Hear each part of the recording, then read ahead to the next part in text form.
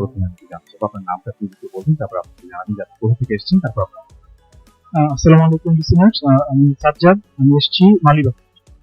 ওকে আপনার ঘটনার জন্য। আচ্ছা আসল ভাই, যেটা হচ্ছে ঘটনাটা ইন্ডিয়াতে ঘটা। আমি তার আগে শুরুতেই বলতে চাই সেটা হচ্ছে যে এইবার তো অনেকে বাড়ি যাওয়া শুরু করেছেন ঈদে, এবং অনেকে ঈদে বাড়ি যাবেন, অনেকে চলেও গেছিলেন বাচ্চারা, কিন্তু যারা যাবেন ঘটনাটা তাদের জন্য। এবং যারা এখন স্টেশনে, কমলাপুর স্টেশনে ট্রেনের টিকিট কাটার জন্য লাইন ধরে দাঁড়িয়ে আছেন, বিশেষ করে তাদের জন্য, মানে যারা মোটামুটি নিশ্চিত যে ট্রেনের টিকিট নিয়ে ট্রেনে করেই বাড়ি ফিরবে। ঘটনাটা ঘটেছে হ্যাঁ, অথবা আজকে রাত্রে যাচ্ছেন। ঘটনাটা পুরোপুরি ট্রেনের একটা ঘটনা, আমরা শুনবো তাদের ভাই। আচ্ছা আসল ভাই, যেটা হয় এটা গত বছরের একটা ঘটনা। আমি গত বছর আমার ট্রিটমেন্ট পারপাসে ইন্ডিয়ার মাদ্রাজে যাওয়া হয়। তো যেটা হয় যে মাদ্রাজ থেকে আমি ওই হাওড়ার দিকে রওনা দিই রানিং ট্রেনে, রাতের একটা প্রিমিয়াম এক্সপ্রেস সেই ট্রেনটার না। তো ট্রেনটা ছাড়ে বিকেল 5টায় মাদ্রাজ থেকে। তো যেটা হয়, আমার ট্রেনের সিটটা ছিল আপনার 3 টায়ার এসি। এই সিটে আমার সিটটা অ্যারেঞ্জ হয়েছিল আর কি। তো একটু রাসেল ভাই বলে নিই, অনেকের এক্সপিরিয়েন্স থেকে থাকবে ট্রেনটার প্যাটার্নটা একটু বলতে হবে আমার সম্পর্ক। সেটা হয় যেটা ওই 3 টায়ার এসিতে একটা রেক্টাঙ্গুলার ব্লকে, যেটা হয় লেফট সাইডে 3টা সিট থাকে, রাইট সাইডে আরো 3টা সিট থাকে, এবং তার অপোজিটে আরো 2টা সিট থাকে। এই 8টা সিট থাকে একটা নির্দিষ্ট রেক্টাঙ্গুলার একটা স্পেসে।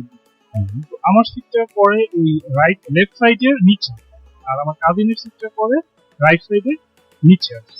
তো আমরা এরকম যাচ্ছিলাম। তো আমার যেহেতু পোস্ট অপারেটিভ একটা সিচুয়েশন ছিল, তো আমার এমনিতে পেইনের কারণে ঘুম আসছিল না ফ্রেন্ড।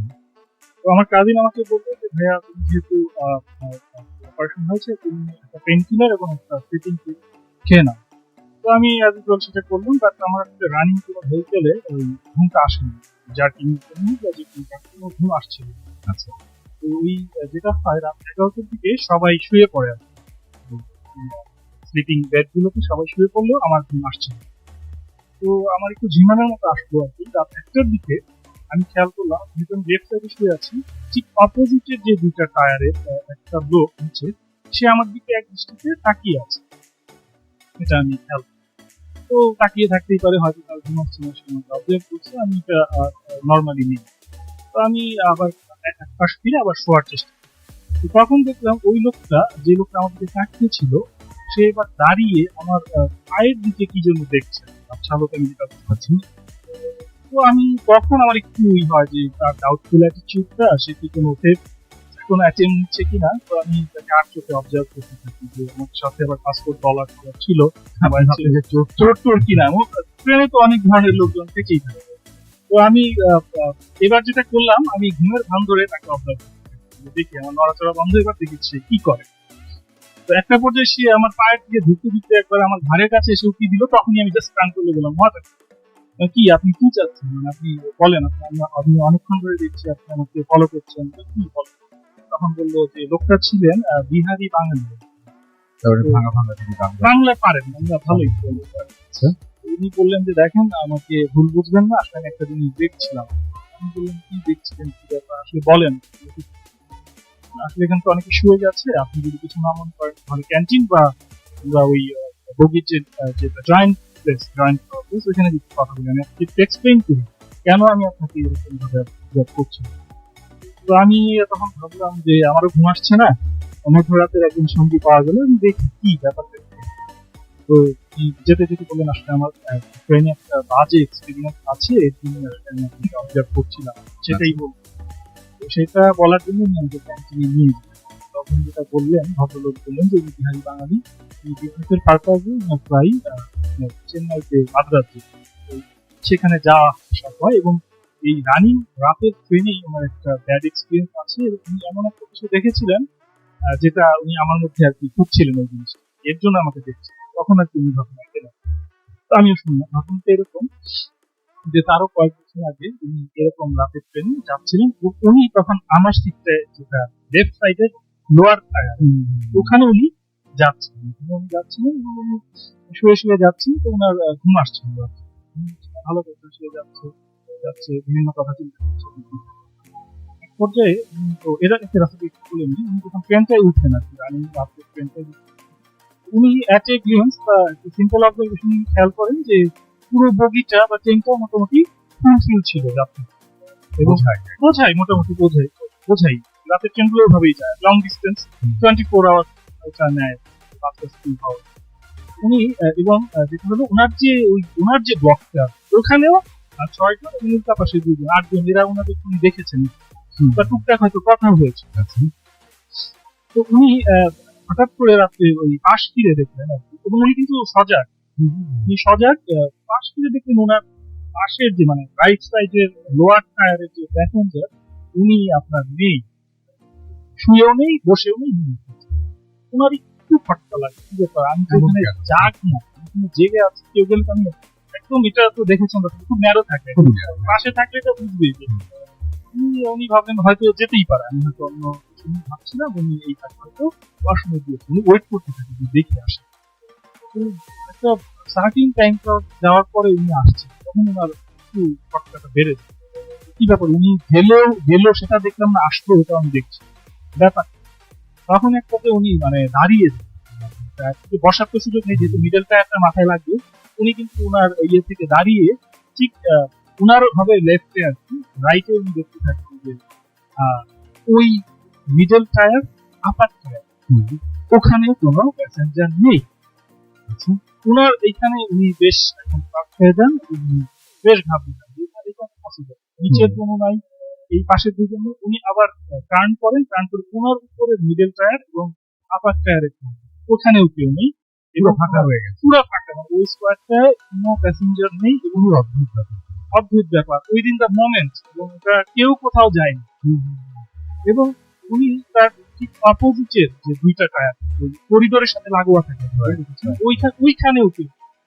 এইবার উনি কষ্ট করে কাঁপতে থাকেন এবং বললেন যে আমি তখন আমার নিজেকে ধরে রাখতে পারছি না, উনি চেষ্টা করছেন উনি নিজেকে মানে জাস্ট করার জন্য, অটো সাজেশন টাইপের, যেটা আমি ড্রিম দেখছি অথবা আমি হ্যালুসিনেট করছি। উনি যেটা করেন, উনি ভাবেন যে আমি মাথায় বা পানি দিয়ে আসি, একটু ফ্রেশ হয়ে যাবে, উনি যেটা করতে থাকেন ওই স্পেস থেকে ডান দিকে যে ওনার যে ওয়াশরুমটা থাকে ওই দিকে উনি আগাতে থাকেন। তখন the most striking thing happen হয়, তখন উনি দেখেন যে ওই যে ওয়াশরুমে যাওয়ার যে লেফট বাকি যে স্পেস গুলো, যেখানে এরকম 8টা করে প্যাসেঞ্জারের জায়গা, ওখানেও কোনো প্যাসেঞ্জার নেই। মানে এইটা দেখার পরে ওনার আর তো কোনো মানে পজিশনই নেই যে আমার জায়গায় নেই, পুরো ট্রেনের একটা পার্টে কোনো জায়গায় কোনো প্যাসেঞ্জার নেই, পুরো ব্ল্যাঙ্ক যাচ্ছে। তারপরে উনি নিজেকে সামলে ওয়াশরুমে যান, ওয়াশরুমে যে উনি যেটা করেন, তারপর উনি একটু স্বাভাবিক হয়ে যান, তারপর যেটা করেন উনি ব্যাক করেন, যাই চলে যান। তখনই যেটা হয়, উনি দেখলেন যে কি ব্যাপার, আমি তখন কি দেখলাম, ভুল দেখলাম কিনা, উনি যখন ব্যাক করতে নিলেন দেখলেন যে ওই আবার তো সবাই আছে, মানে যারা যাত্রী ঘুমাচ্ছে কাঁথাগুলোর মধ্যে বালিশ, উনি বললেন যে জাস্ট রিলিফ, আমি কি দেখলাম, হ্যালুসিনেট করলাম না ড্রিম দেখলাম, আমি আসলে ভুল দেখেছি, উনি নিশ্চিত নিজে মানে নিজেই হয়তো আসছেন এরকম, উনি আসছেন 3-4টা রেক্টেঙ্গুলার শেপের যে কমন স্পেস ওটা পালন করে ওনার জায়গাটা চলে আসার পরে উনি দেখলেন যে ওনার এখন উনি এদিক দিয়ে ঢুকছেন, রাইট সাইডে দেখছেন, তো ওখানেও তো দিব্যি ওই ভদ্রলোক যেটা ছিলেন, একটা কাপল ছিল, যখন ওই যে প্যান্ট ছাড়লেন ওনার তো দিব্যি শুয়ে আছে। আমি এটা কি দেখলাম, কি ভয় পেলাম, কি দাঁড়িয়ে আছে। হঠাৎ যিনি যেটা উনি ফিল করলেন, যেটা সবচেয়ে যে ওনার পায়ে একদম নিচে, পায়ে একটা পায়ের টাচ লাগছে একদম নিচের টায়ার, ওই জায়গায় মানে উনার জায়গা থেকে উনি যাচ্ছি উনার স্বাভাবিক হয়েছেন, উনি এটাকে আবার ওইভাবে আমাদের ভাবলেন কেউ মিসপ্লেসিং এর কারণে উনার দুটো হয়তো এর মধ্যে শুয়ে গেছে, ভুল করে ওনার টায়ারে উনি শুয়ে যেতেই। উনি কাছে যে যেটা দেখলেন, এরপরে আর আসলে আর ওনার এতক্ষণ যা হলো এটা ইকুয়েশনকে মিলাতে হবে। উনি যে দেখলেন, যেটা দেখলেন আর কি, যেটা সত্যি আসলে ক্রেডিবল, উনি যতটুকু করেছেন আমার কাছে ক্রেডিবলই মনে হচ্ছে। উনি দেখলেন উনি শুয়ে আছে, মানে ওই যে পাটা টাচ লেগেছিল ওইটা ওনারই পা, উনার টায়ার থেকে উনি উঠে ওয়াশরুম ফ্রেশ হয়ে এসে দেখেন যে উনার সিটে উনি শুয়ে আছেন। এরপরে রাসেল ভাই উনি যেটা আমাকে বললেন যে উনার তারপরে আর এর মধ্যে একটু মিস করে গেছিল হচ্ছে উনি আমার মতোই বেশ লম্বা ছিলেন। ওই আচ্ছা। লোয়ার বেডে ওনার পাটা আটকে একটু বের হয়েছে আপনারও সেদিন তাই হয়েছিল। এবং আমিও ওই প্যাটার্নের ছিলাম এবং ওইটাই উনি খেয়াল করছেন। যেটা হয় তো ওই যেটা বলি আপনাকে জিনিসটা বলি, যেটা হয় ওই পায়ে টাচ লাগার পরে নিজেকে নিজের বেডে দেখে আর নিজেকে রাখতে পারলেন না, উনি ওখানে সেন্সলেস হয়ে যান। সকালবেলা ওনার যারা সহযাত্রী তারা ভোরবেলা ডাকতে থাকেন যে ভাইয়া কি ব্যাপার, আপনি কি নিচে শুয়ে আছেন, আপনি কি মানে ঘুমে পড়ে গেছেন, জাস্ট নিচে শুয়েছিল, যে সেন্সলেস হয়ে পড়ে গেছে উনি। বলতেছে উনি তখন ভাবলেন যে কি বলবো না বলবো না। উনি বললো না না আমি আসলে মানে ওই টায়ার থেকে আমি পড়েই গিয়েছি। তখন আর কি ওনারা যেটা বললো যে আচ্ছা ঠিক আছে ওকে। তো রাসেল ভাই যেটা ওই আমি আগে যেটা বলেছিলাম উনি ওই দিন আমাকে ওই কারণে অবজার্ভ করেছিলেন, যেটা বললেন যে ঠিক আমার শুয়ে থাকা, আমার পা বের হয়ে থাকা, এবং সেটা উনি ওই দিন যেটা এক্সপিরিয়েন্স করেছেন একই রানিং ট্রেনে রাতে, সেটা দেখে উনি আবার ভাবে গিয়েছিলেন যে উনি কি আবার আমাকেই দেখছেন কিনা। এটা উনি ভয় পেয়েছিলেন এবং উনি আমাকে এর জন্য বারবার ওইভাবে মেটিকুলাসলি আমাকে দেখছিলেন। এবং ওরকম ভাবে একবার পায়ের দিকে একবার ফেসের দিকে করছিলেন। এটাই ছিল। ওকে, থ্যাংক ইউ সো মাচ। আমার আসলে মনে হচ্ছে যে অনেকেই তো এবার ঈদে বাড়ি যাবেন এবং সেই এরকম একটা ঘটনা যদি আপনার সাথে ঘটে তাহলে কেমন হবে? হঠাৎ করে আপনি দেখবেন যে আপনি যে আবিষ্কার করেন, একটু চিন্তা করে দেখেন, বিশেষ করে যারা আমাদের বাংলাদেশের যে স্লিপিং বার্ড রয়েছে, সেই বার্ডে আপনি যাচ্ছেন, হঠাৎ করে আপনি খেয়াল করলেন যে একটা লম্বা সরু একটা দেখবে যে করিডোর আছে, সেখান থেকে যাওয়ার সময় আপনি দেখবেন যে আসলে আপনি পুরো বার্ডে একা। তখন কিন্তু যা হওয়ার হয়ে যাবে আর কি, আপনি যতটুকু ভয় পান আপনি পেয়ে যাবেন। এরপরে যখন আপনি ফিরে আসলেন ভাবলেন বা ক্যান্টিনের দিকে যাওয়া শুরু করেন, দেখতে পুরো ট্রেনই ফাঁকা, কোনো যাত্রী নাই। ঈদের সময় এরকম হওয়ার কথা, তারপর আপনি সেটা এক্সপিরিয়েন্স করলেন এবং যখন সেটা চোখে পানি দিয়ে আসলো, দিয়ে আসার পর আপনি দেখতে পারলেন যে না, সবাই আছেন, পুরো ট্রেন বোঝাই, প্রচুর ভিড়, এবং আপনি আপনার সিটে এসে আবিষ্কার করলেন যে অলরেডি সবার মতো আপনিও আপনার সিটে আছেন। তাহলে সিটে যিনি বসে আছেন সেই ব্যক্তিকে আর আপনি কোথেকে আসলেন, এই ব্যাপারটা আসলেই মানে বিরাট একটা কনফিউশন তৈরি করে। এবং আমার মনে হয় যে এই ঘটনাটা আপনার এখন কেমন লাগছে আমি ঠিক জানি না, তবে যদি যখন ট্রেনে যাবেন তখন একবার হলেও আমার মনে হয় যে এই ঘটনাটা আপনার মনে হলে আপনি একবার শিউরে উঠবেন। এই ব্যাপারটা আসলে ঘটতে বাধ্য। আদিব আমাদের SMS করেছেন এবং তিনি বলেছেন যে আন্ডার 13 এবং আমার মামার স্টোরির অডিও ক্লিপ পাঠালে অ্যাকসেপ্ট করবেন আপনারা? হ্যাঁ, আপনার মামার অডিও ক্লিপ আপনি ডেফিনেটলি পাঠাতে পারেন। এছাড়াও তাশফিক খান আমাদের পাবলিশ করেছেন অসম স্টোরি। ইফতেখার আমাদের লিখেছেন বুকদাপাড়া থেকে, ফার্স্ট ঘটনাটা অ্যাবসলিউটলি তারপর দেখতে পারলাম চলে গেল। জিনাত আমাদের লিখেছেন খুব ভয় লাগছে রাসেল ভাই, আই লাভ বুকদাফান। এছাড়াও ইমন আমাদের SMS করেছেন এবং এছাড়াও SMS করেছেন আকাশ দোলাইভাগ থেকে, আশিস আমাদের সিলেট থেকে SMS করেছেন, নিকিত এবং শিমু আমাদের SMS করেছেন, নাহিদ আমাদের SMS করেছেন, আমাদের হাসান, এছাড়াও ইমন আমাদের SMS করেছেন, এছাড়াও SMS করেছেন সিটি মিরপুর 10 থেকে আর এম রুবেল আমাদের SMS করেছেন, তাপির গাজীপুর বোট বাজার থেকে আমাদের SMS করেছেন, এছাড়াও SMS করেছেন আমাদেরকে জ্যাকলিন ফ্রম নাটক টিভি সেক্টর, এছাড়াও আমাদের অর্চি SMS করেছেন, SMS করেছেন একা টঙ্গি বাড়ি থেকে, আরো অনেকেই আমাদের SMS করেছেন। আপনি যেহেতু আপনার প্রচলিত ঘটনাটা ছোট, আমি আপনার আরেকটা ঘটনা শুনে ফেলি, কারণ আমাকে ব্রেকে যেতে হবে, কারণ নেক্সট আমরা যাব সাব্বিরের কাছে, তার ঘটনাটা বেশ বড়, এখন সেটা সম্ভব না। আপনি আপনার সেকেন্ড ঘটনা যদি বলতেন সাজাদ ভাই, আপনি দুটোর মধ্যে এত সেকেন্ড ঘটনা দুটো আছে, তার মধ্যে যে কোনো একটা বলেন। আপনি মাঠের ঘটনা বলতে পারেন, জি।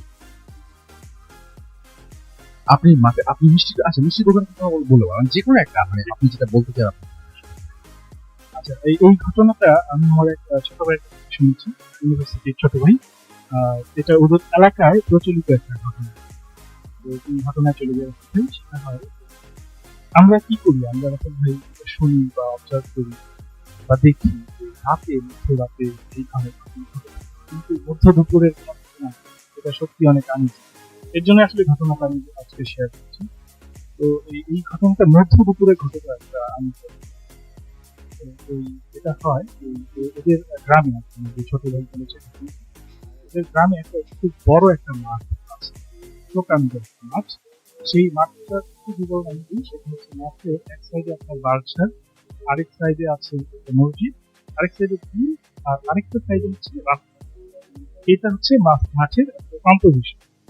এখন যেটা হয় ওই মাঠটাকে আবার অনেকে ইউজ করতে কি শর্টকাট হিসেবে, রাস্তাটা দিয়ে না দিয়ে শর্টকাট হিসেবে use করে।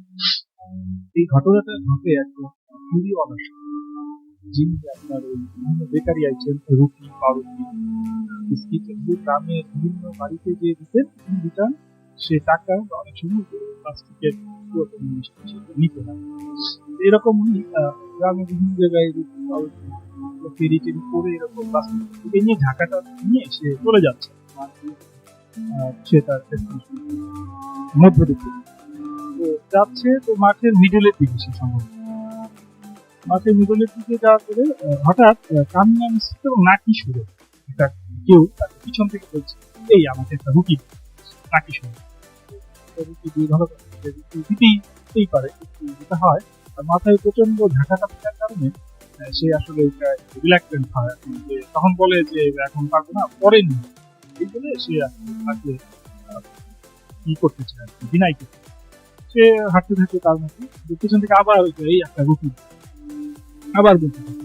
তখন এরকম কয়েকবার বলতে থাকে এবং তার পিচ যখন ছাড়ছে তখন সে একটু বিরক্ত হয়ে যেটা করে যে ঝাঁকিটা নামিয়ে জাস্ট আপনার পিছনে ঘুরেই সে রুটি নেই বলে জাস্ট ঘুরে দিচ্ছে যে নাই, কেউ নাই সেখানে, নোবডি ওয়াজ দেয়ার। এবং মাঠটা আসলে আপনাকে যেটা বলেছি প্রকাণ্ড একটা মাঠ, সেখান থেকে কারো পক্ষে মানে ভ্যানিশ হওয়া ছাড়া দৌড়ে পালানো বা কোথাও পালানো মানে কিন্তু খোলা না সম্ভব নয়। মানে সে নাই, যে কনফিউশনটা যেটাই হোক, যেটা এই পিছনে নাই, সেটা তাকে প্রচন্ড শক হয় সেই ইনসিডেন্টের কারণে। এবং পরবর্তীতে সে দীর্ঘদিন অসুস্থ থাকে, যেটা সামলাতে পারেনি।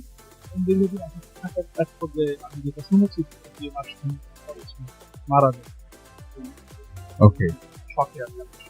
ওকে, thank you Thank you. Very much আপনার সেকেন্ড ঘটনার জন্য। আমরা চলে যাবার ছোট বিরতি এবং বিরতির পরে আবারও আপনার কাছে ফিরে আসবো। এবং আপনারা অবশ্যই এসএমএস-এর মাধ্যমে এবং ফেসবুকে আমাদের যে পেজগুলো আছে সেখানে অবশ্যই দেখবেন যে ঘটনাটা আপনাদের কেমন লাগছে, যে ঘটনাগুলোর সাথে যে একটু ঘটনা বললেন তার মধ্যে কোন ঘটনাটা বেশি ভালো লেগেছে। এরপরে আরো একটা দারুণ ঘটনা নিয়ে কিছুক্ষণ মধ্যে ফিরে আসছে। কোথাও যাবেন না, আমাদের সঙ্গে থাকুন, stay tuned and don't stop. পুতুলটা আর ওই শব্দটা আমার কাছে অস্বাভাবিক লাগে। আমি সেখান থেকে উঠে পড়তে চাইলে লোকটি আমাকে একটি গালি দিল আর সেখানে বসে থাকতে বলল। আমি তখনই জোরে আল্লাহু আকবার বলে চিৎকার দিই আর সাথে সাথে আমি জেগে উঠি। কিন্তু এরপর যা দেখলাম তা আমি আর কখনো দেখতে চাই না। আমার রুমে একটা নীল রঙের ডিম লাইট জ্বলছিল, যার আলোতে আমি স্পষ্ট দেখতে পেলাম একটা কালো অবয়ব, একজন পুরুষ মানুষের মতো চওড়া কাঁধ, তার চুল কাঁধ পর্যন্ত। সে আমার দিকে পেছন ফিরেছিল। সবচেয়ে ভয়াবহ ব্যাপার হচ্ছে তার কোমর পর্যন্ত দেখা গেল, আর বাকি অংশ আমার শরীরের সাথে মিশে আছে। অর্থাৎ আমার শরীর কিন্তু একেবারে সে আমার শরীর কিন্তু থেকে বের হয়ে এসেছে, এরকম একটা ব্যাপার। এবং ব্যাপারটা খুব বেশি হলে 4 কি 5 সেকেন্ড স্থায়ী হয়েছিল। তারপর আমার আর কিছুই সেখানে নেই। কিন্তু আমি একেবারে স্পষ্ট দেখতে পেয়েছি, কারণ তখন আমি ঘুমিয়ে দিই পুরোপুরি সজাগ এবং আমার পুরো শরীর ঘামে ভেজা। সেখান থেকে ফজরের আজান শুরু হলো। আমি কিছুটা স্বস্তি পেলাম। সকালে ঘুম থেকে ওঠার পর টের পেলাম আমার সারা শরীর নিস্তেজ, দুর্বল। প্রায় সারাদিন শুয়েছিলাম। বাসায় মা আর বোনের সাথে বাসায় আমার বোনের সাথে কাজিন এবং বোনের সাথে ব্যাপারটা শেয়ার করলাম। তারা সবাই বললো হয়তো কেউ আমার উপরে ব্ল্যাক ম্যাজিক করেছে। আমি তাই বিশ্বাস করি, কারণ আমি স্বপ্নে যে আত্মীয়কে দেখেছি, সে আমার খুবই কাছের এবং সেই লোকটি সবসময় আমাদের পরিবারকে হিংসার চোখে দেখে এবং আমাদের জন্য সে ক্ষতি করে। এখনো মাঝে মাঝে আমি বাজে কিছু অভিজ্ঞতার সম্মুখীন হই বা যা হয়তো ব্ল্যাক ম্যাজিক বলে। এই ছিল জীবনে করতে যাওয়া ভয়ঙ্কর ঘটনা। ভালো লাগলে পড়ে শোনাবেন। আল্লাহ হাফেজ। এবং খুব অদ্ভুত একটা ব্যাপার, স্বপ্নটাই খুব অদ্ভুত ছিল এবং যখন জেগে ওঠে তখন সেই স্বপ্নের রেস্ট ছিল সবচেয়ে বড় ভয়ঙ্কর ব্যাপার। এবং আমাদের প্রথম যে ঘটনা ছিল সেই ঘটনাটা এই ঘটনাটা মোটামুটি কেমন ভাবে যেন সব ঘটনাগুলো রিলেটেড মনে হচ্ছে আমার কাছে। আমরা কথা না বাড়িয়ে আমরা চলে যাবো আমাদের অতিথির কাছে এবং আমাদের সাথে রয়েছেন এই মুহূর্তে সাব্বির। প্রথম যে ঘটনা বলছিলেন তার নাম ছিল সাজ্জাদ, সাব্বির। আমরা সাব্বিরের ঘটনা শুনবো।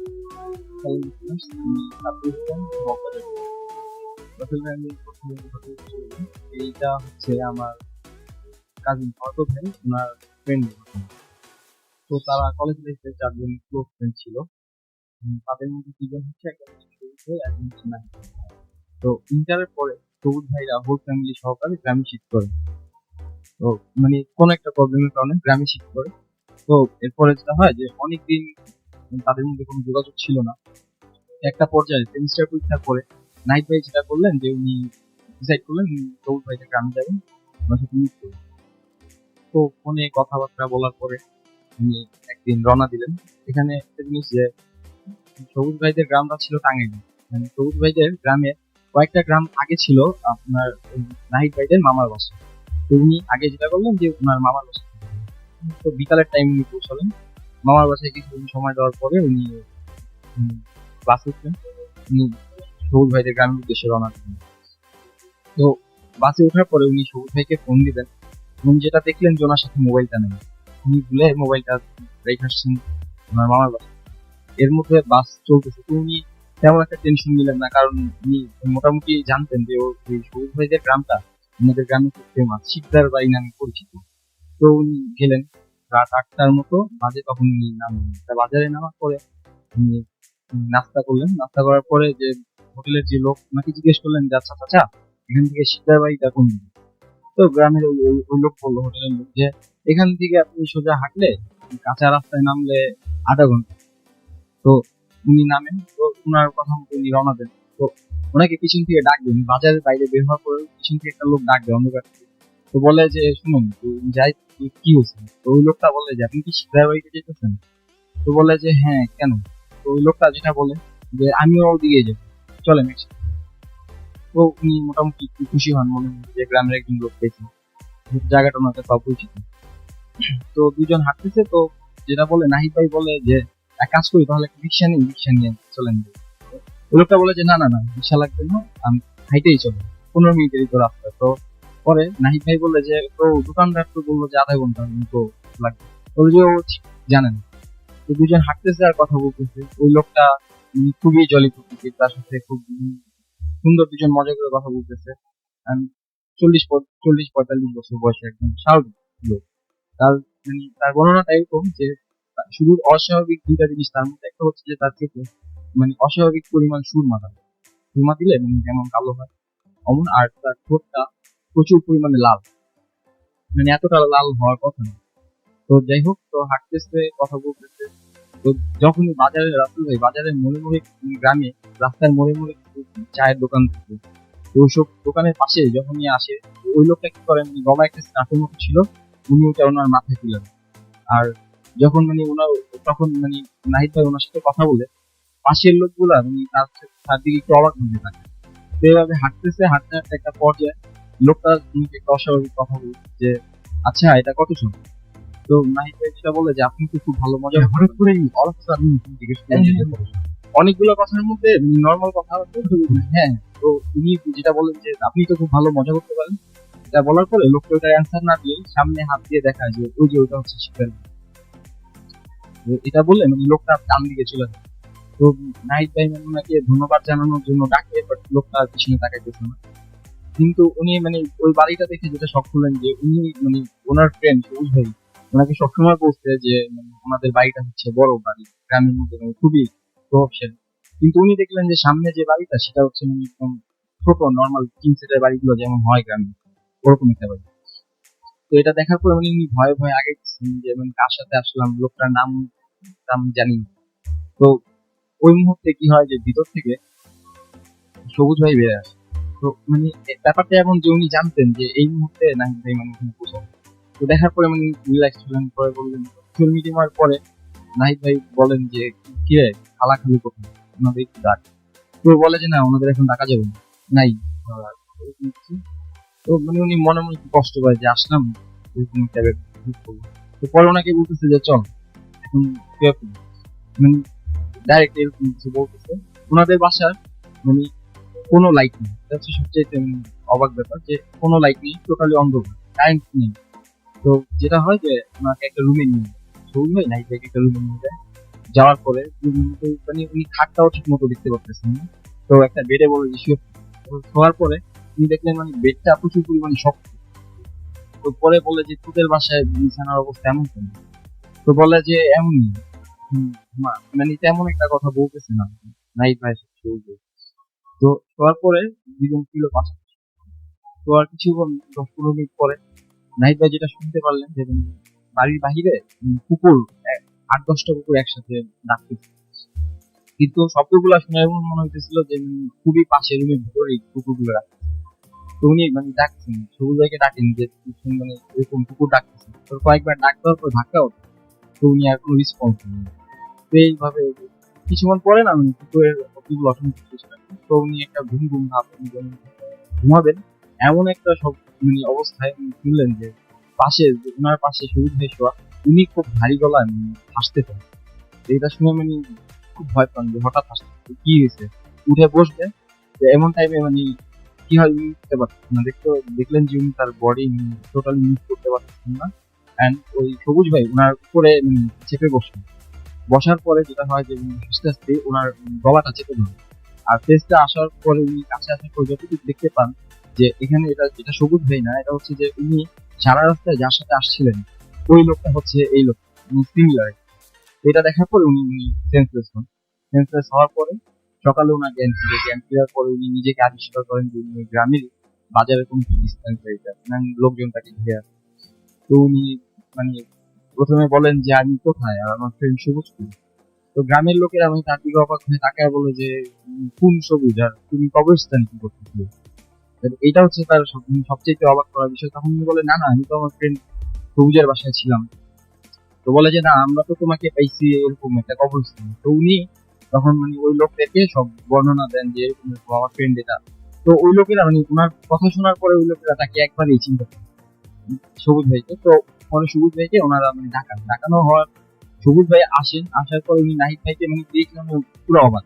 তো দেখে বলতেছে যে কি রে, তোর তো কালকে আসার কথা ছিল, তুই মানে এখানে কেন, কি হবে? তো পরে মানে এটা শোনার পর উনি সহ্য করতে পারেন। তো তিনি আবার মানে সেন্সলেস হয়ে পড়েন ওই জায়গাতে। তারপর ধরাধরি করে তাকে নিয়ে যাওয়া হয় মানে সবুজ ভাইদের বাসায়। তো জ্ঞান ফেরার পরে এবার তিনি দেখতেছেন যে না, এবার তিনি পাকা দালানের মধ্যে আছেন। তার আশেপাশে সবুজ ভাইয়ের বাবা মা তারা সবাই আছে। তো তিনি যে জায়গার পরে ওই রাত্রের পুরো ঘটনাটা তিনি তাকে শেয়ার করেন সবুজ ভাইয়ের সাথে নাইট ভাই। তো বলার পরে নাইট ভাই সবুজ ভাই যেটা বলে যে না এরকম না, আসলে উনি গ্রামের মানুষটা থেকে যেটা শুনি যে ওনাকে মানে তারা পাইছে একটা পুরনো কবরস্থান। আর ওই কবরস্থানটা তেমন ভালো একটা কবরস্থান না। ওখানে যারা সুইসাইড করতো বা যারা মানে সুইসাইড করলে তো মানুষকে মানে তারা অন্য চোখে দেখে, যারা সুইসাইড করতো বা যারা অস্বাভাবিকভাবে মারা যেত অ্যাক্সিডেন্টের মাধ্যমে, ওই সব মানুষকে ওখানে কবর দেওয়া হয়। এবং এটা এখন বন্ধ হয়ে গেছে, ওই কবরস্থানটা কেউ মূল্য করে না। কারণ ওইটার মানে ওই গ্রামে ওই কবরস্থানটার ব্যাপারে অনেক প্রচলিত কথাবার্তা আছে যে অনেক অবয়ব দেখা যায় এরকম কিছু। ওনারা ওই সবুজ নাহিদ ভাইকে মানে একটা কবরের পাশে পড়া অবস্থায় পান। তো এটার পরে উনি যেটা করেন যে উনি বলেন যে আমি আর আজকে থাকবো না। তো উনি ওদিন দুপুরের বাসে ঢাকায় চলে আসেন। তো এরপরে উনি 6 মাসের মতো এই ব্যাপারটা নিয়ে খুবই ছিলেন। আচ্ছা আচ্ছা। হ্যাঁ, স্বাভাবিক কিন্তু ওনার 6 মাসের মতো লাগে। Even এখনো উনি কুকুরের ডাক খুব ভয় পান। আচ্ছা, এখনো পর্যন্ত। হ্যাঁ, ওকে, থ্যাংক ইউ সো মাচ আপনার ঘটনার জন্য। আপনাকে অনেক অনেক অনেক অনেক ধন্যবাদ। এবং আমরা শুনলাম একটা ঘটনা, আমরা একটু দেখি যে ফেসবুক কি হচ্ছে। ফেসবুকে আমার যে পেজটা রয়েছে সেখানে অনেকে লিখেছেন, দেখতে পাচ্ছি এখানে আশাদ আয়ুব লিখেছেন যে অসম, এছাড়াও ইয়াসির আরাফাত লিখেছেন বেস্ট, এছাড়াও দেখতে পাচ্ছি আমাদের এখানে আলিম শেখ লিখেছেন ইন্ডিয়া থেকে, হাই রাফি ভাই আমাদের এছাড়া দেখতে পাচ্ছি আজাদ আহমেদ লিখেছেন যে খুব ভয়ঙ্কর লাগছে তার কাছে মেইলটা। নিশ্চুপ রাজকন্যা আমাদের লিখেছেন যে আবার আসলো শুক্রবার, আবার আসলো প্রথম সবাইকে ভয় লাগাতে। এছাড়াও আমি দেখতে পাচ্ছি যে আমাদের এখানে সাইলেন্ট কিলার লিখেছেন রাজশাহী থেকে, এছাড়াও রক্স লিখেছেন আমাদের এখানে, আব্দুল্লাহ আবির সঞ্জয় আমাদের এখানে লিখেছেন। এছাড়া আমাদের এখানে কমেন্ট করেছে আলিফ আল আলবি সজীব, এছাড়াও আমাদের তাওসিফ আহমেদ তাওসিফ কমেন্ট করেছেন, মাহবুব আলম সহ আরো অনেকে। আমাদের যে পেজটা আছে সেখানেও দেখতে পাচ্ছি যে সাকিব আবিব লিখেছেন যে এগুলো আমার বিলিভ হয় না আসলে। আপনি যদি বিশ্বাস না করে থাকতে পারেন, fine, বরং আপনার জন্য আরো ভালো যে আপনি বিশ্বাস করছেন না, আপনি শিখেছেই আপনার সামনে এরকম কোনো কিছু থাকলেও আপনি তাহলে নিশ্চয়ই ভয় পাবেন। আর যদি মানে আপনি যদি মনে করেন যে মানে জাস্ট মানে এগুলো কিছু না, এই সমস্ত পরিস্থিতি এটা নিয়ে আমি আসলে কোনো তর্ক বা যুক্তি দিতে পারবো না, কারণ আমি একভাবে ঠিক যেভাবে আমিও প্রমাণ করতে পারবো যে এগুলো সবকিছু আছেই, আপনাকে দেখাতে পারবো না, আপনিও দেখাতে পারবেন না যে এগুলো কোনো কিছু নেই। সুতরাং এই ব্যাপারটা তর্ক যুক্তি এসবের কিন্তু আসলে আনিসুর রহমান মারুফ আমাদের আই লাভ আমাদের এছাড়াও আফাফ উদ্দৌলা রাহাত খুলনা থেকে বেশ অনেক যখন শুনতে চান তাই লিখেছেন। আমাকে কলাবাগান থেকে তুষার লিখেছেন এবং তার মুন্না লাইভ অফ শুনছেন। এছাড়াও সুবর্ণা আলম আমাদের অবস্থান, এছাড়াও রিজওয়ান আমাদের এখানে করেছেন ভাই ছাত্রদের কথা ভেবে তিনি দেখতে চেঞ্জ করতে বলছেন। ওকে, দেখা যাক কি হয়। আমরা আবারও ফিরে আসবো, তবে তার আগে ছোট্ট বিরতি হচ্ছে আমাদেরকে আরো একবার বিরতি করে আবারও ফিরে আসবো। সেই পর্যন্ত আমাদের সঙ্গে কোথাও যাবেন না, stay tuned and don't stop. Good FM, the night comes alive with Brandon Paul.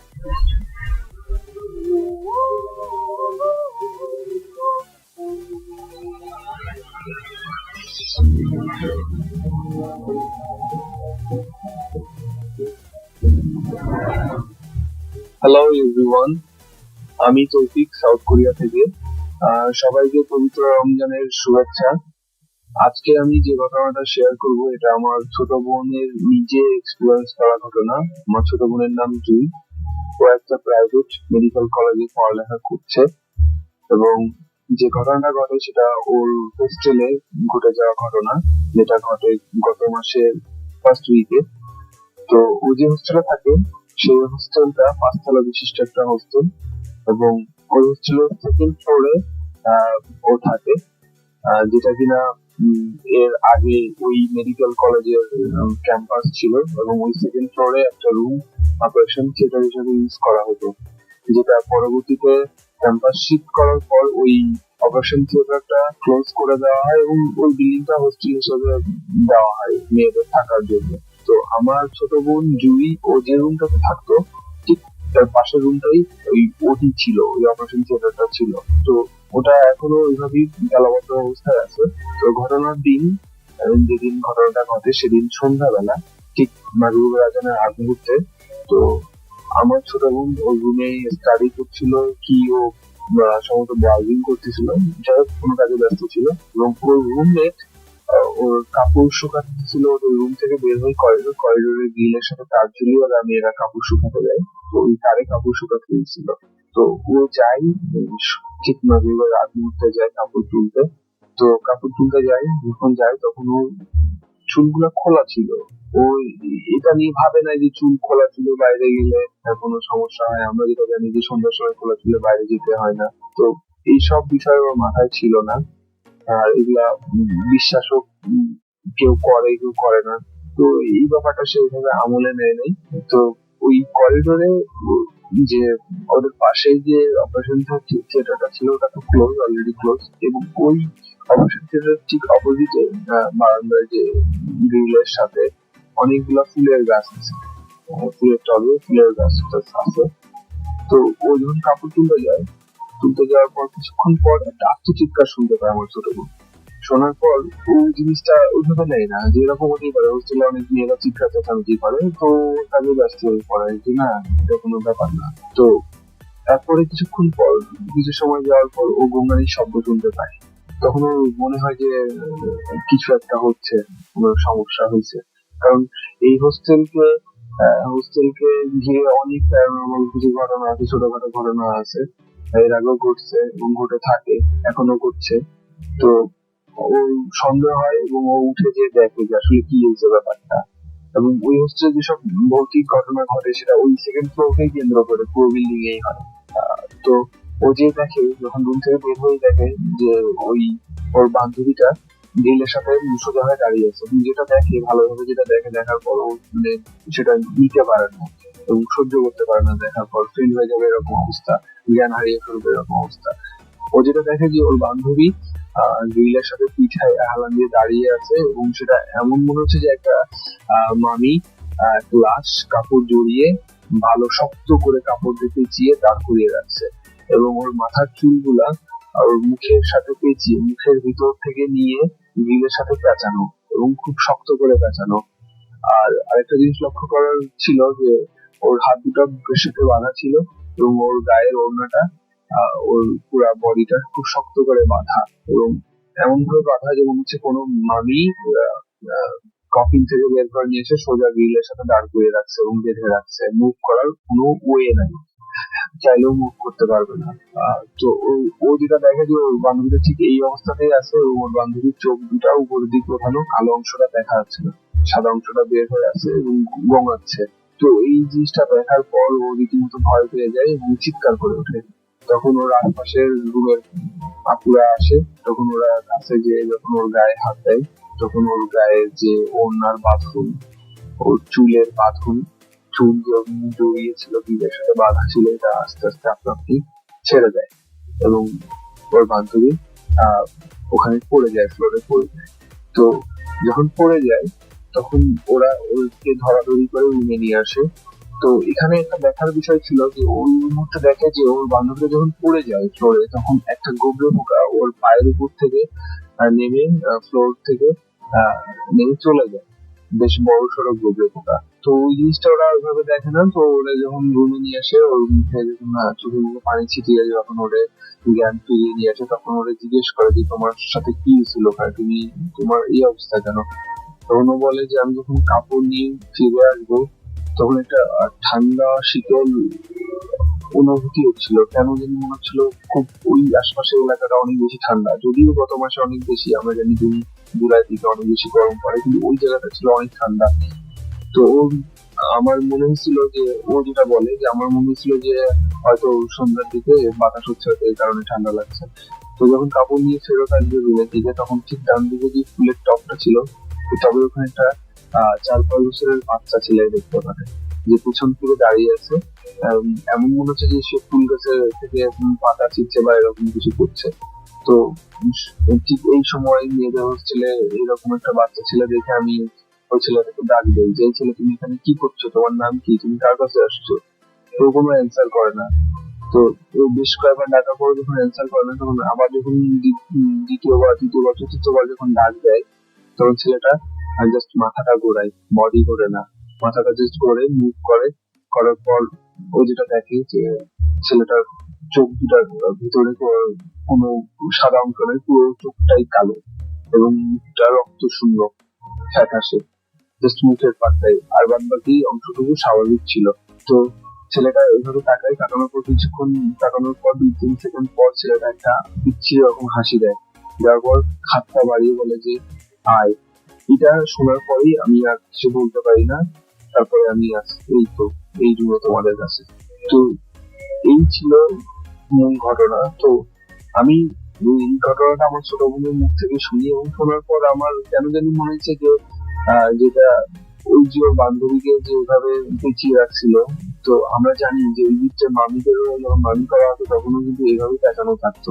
তো এইরকম ঘটনা ঘটছে, এর আগেও ঘটছে কম বেশি।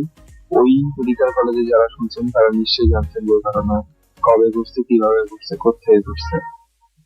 ভালো থাকবেন, সুস্থ থাকবেন, খোদা হাফেজ। Good FM. The night comes alive with Crown Pond.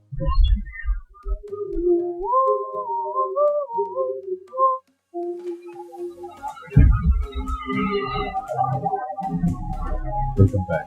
দীর্ঘ সময় রাত 12টা থেকে 50 মিনিট শুনছেন সব সময় FM। শিহাব ফার্মগেট থেকে আমাদের বলছেন যে ভাই তুমি বলছি বারবার বাট আপনি করছেন না কেন?